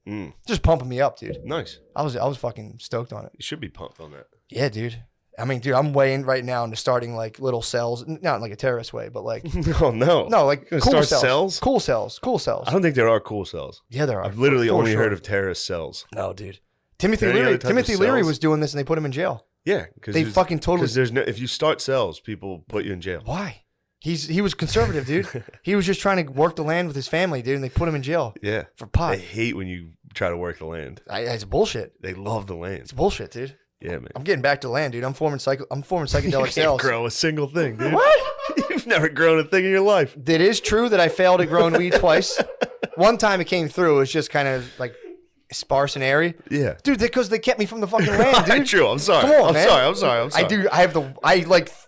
It's within my like picture myself to have a green thumb. Yeah, dude. I'm all like with houseplants. They fucking die. Yeah, houseplants are impossible. I'm good at working cacti though, which obviously pretty easy. But dude, my aloe plant, whew, boy, come on, man, I'm thriving.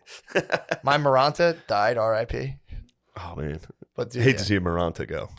It was tough. It was fickle. It was a fickle plant. It's a fickle plant. My ZZ plant, ooh, thriving. Nice. It's another one. All right. Well, I'm sorry. No. You don't have to prove. That's a fucking hot point of mine. Do you know how many plants died on me? Like, oh. But yeah, dude, it's coming. It's coming. They're gonna decentralize the media. They're gonna lose their social control. It's coming, dude. People just have to hold out and stop being like everything's. It's like it's about to get so fucking sweet. You just can't be a bitch. You can't fall for all the bullshit, dude. That's it. Heard that. Everything's falling apart. Shut up. Yeah, everything actually is pretty sick. It rules. Shit's gay. No doubt. For no sure. diggity, no For doubt. sure. There's But it's a gay. facade, dude. It's a facade. But it's a facade. Dude. Shit's actually straight as fuck. Look, I've seen the other side. Dude. You've seen it, dude. I've seen death. You saw God. I saw God, dude. Shit rules. God rules. People need to get back Colors into that. swirling around. Just your dad sitting there. Awesome. Your dad who you love. I love you, Dad. Yeah, dude. I fucking love you so much. Love Dad, you, I Dad. fucking love you, dude. Love you, I Mom. can't wait to die with Love you. you, Mom. Thank you, God. Mom, you weren't up there? I'm sorry. I'm sorry. They fucking hate when we love the family and we love God, dude. They hate it. Hate it, dude. Yeah, God was up there chilling. For sure. Yeah. Who do you think produced the whole thing? Dude, did you... Fuck, man. Where are we at? We should slide in the Patreon, dude. Hold on, before we do, I do want to Please. talk about you on stage last night. So we did our show. Fuck. We did our Helium show last night. I'm not sure when the next one is. Forgot about But that. when it's up, you guys should make an effort to come to it. They've It's been very every fun. single one. I'm not a type of person to be like, it was amazing, epic. Dude, every single one of those I've been to so far has been, I would say, pretty epic, Yeah. dude. Every time. It's a fucking movie. It's a fucking movie. It's a motherfucking movie. God damn. It's But, just that vibe, dude. But yeah, Bobby and Voss's intro, not going to discuss it. No, you can't. Dynamite. Other When he word. was first joke he made. He was it fired just up, like- dude. He was fired. He was getting fired up in the green room. Yeah, he Everyone was. You know, people are talking Dude, Patreons and stuff. Bobby he- and Voss in a green room is it's a treat. It is the funniest thing in the It's a world. It's treat. two old dudes nonstop shit talking. It doesn't Constantly. stop. And they critique every one of their own jokes. Yeah. It's so funny. It's nonstop. But It was funny seeing them pick at each other. yeah. It's very funny. I didn't think I could do stand up. I was like, after the trip, dude. True. That was one of the things. I was like, did I lose everything?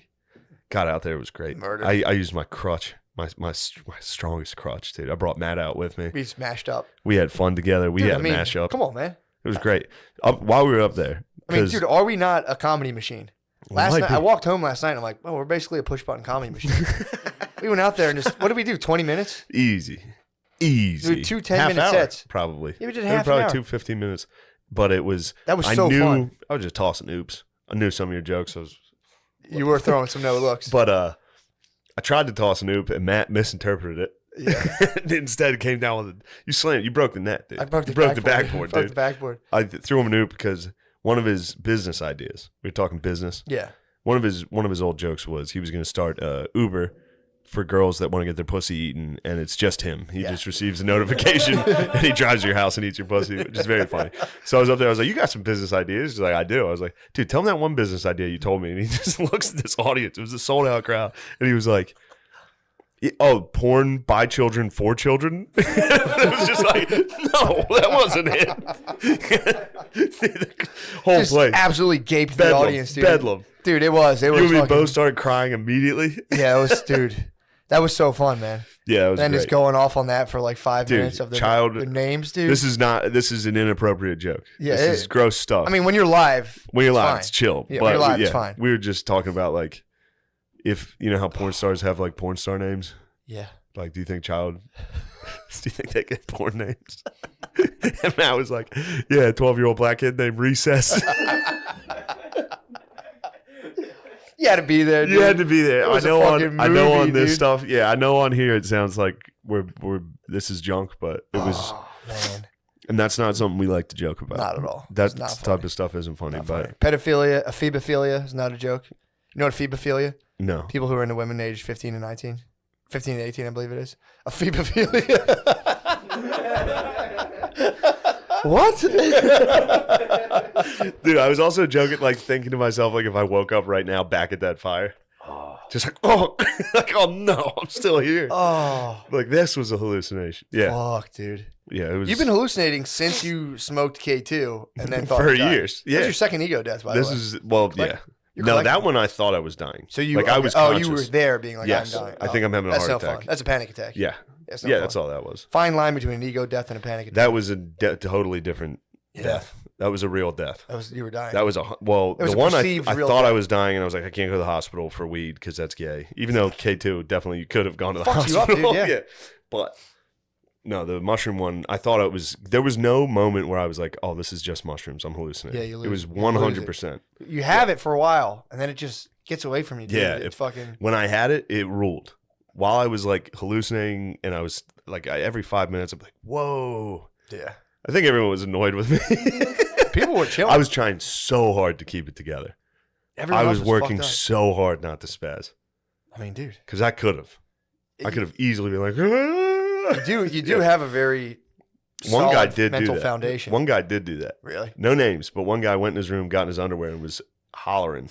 Very funny. Yes. Someone who, it's always very funny to me to watch people who are like, this doesn't affect me. And then come out and tell you why they're not like, they're trying to explain why they're not tripping while they're obviously tripping. And dude, it's so funny to watch.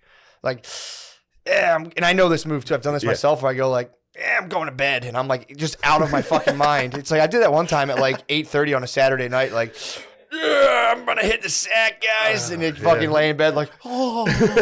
That was the one time I fully came to grips with the fact that I was an animal. And I was like, whoa, fuck, dude, I'm a fucking animal. Dude. I'm no different than a bird on a branch. We're just watching TV. And I was just like, all of a sudden. Just staring at the TV. I was staring at TV. All right, I'm going to head to bed. Yeah, I'm Bush, guys. Catch you tomorrow. They're like, what? Yeah, the one guy. I was like 21, just being like, I'm going to turn it in. One guy was sitting at the fire and he was like, this shit's not working. I'm going to bed. Half hour later, he came back down with like a blanket around him. He's like, this shit works. He's like, it works. Man, that's the best. Yeah, there's so many people trying to like, not me. No way. It's McCusker curse. It's so funny. The McCusker curse. Yeah, that shit does get brutal after a while of like 10 dudes being like, I would never, dude. Well, you're gay. I'm not fucking gay. Yeah, dude. Oh, I gotta work tomorrow. Can't just fuck around all day. It was like, dude, shut up. I've seen what you've been doing this whole weekend. Yeah, all right. Let's switch it over. Yeah, that show last night, that is like... Yeah, come to that Helium show. So fucking... I mean, dude, people will regardless, but that shit is so fucking funny. Not to sound like a dick. Everyone I've been to has just been packed. But do yourself a favor, man. This Thursday, Friday, and Saturday, the 15th, 16th, and 17th of April, I'll be at Helium Comedy Club in Buffalo. The next week, we're shooting more sketches. Then the 29th, 30th, and 1st of May, I'll be at the Harrisburg Comedy Zone. I'm TBD. Yeah, Matt might be. I'm seeing how I'm going to be coming out of now you understand, dude. Oh, yeah. I'm going to be coming out You're going to want to do it. I think so. When I was in it, I was like, I love stand-up so much. I can't wait to do stand-up. I had fun last night, too. 6th, 7th, and 8th of May, I'll be at Side Splitters in Tampa, and the 9th. So that's Thursday through Sunday in Tampa. Please come to that. I think it's like fucking 9 shows. It's so many fucking shows. Hopefully. I don't know. They spread. There's so many shows. I think on Saturday there's 3. It's Florida, dude. I think on Friday and Saturday there might be 3 shows, which that's tough. Jesus Christ. 13th, 14th, and 15th, Mall of America, the dreaded Mall of America. Oh, you're going back. Back, dude. Is that where the petting zoo was? No, there's an aquarium there. Okay. It's pretty sick. But the Mall of America was a tough one last time. Yeah. So if you want to see me go to battle, go to the Mall of America the 13th, 14th, and 15th of May. And that's all for now. Hell yeah. But yeah, please subscribe to Gillian Keeves on YouTube. That helps us out. Fuck yeah. Yeah, do that. Thank you for watching. And I apologize. I apologize to everybody. I'm sorry I was gay. Dude, you might have been too alpha, dude. To play little kiddie games? I'm saying to be up that night. You were strategizing for battle, dude. You went and commune with the Viking gods on the dude, just Beavis and Buttheading out on DF&T is so just fucking then fucking wear it off. There was no like taking DMT as like this is a journey. It was just like, let's get fucking ripped, dude. Yeah, there was 0 chance. Fuck, that rules. Thank you for watching. Yeah, man.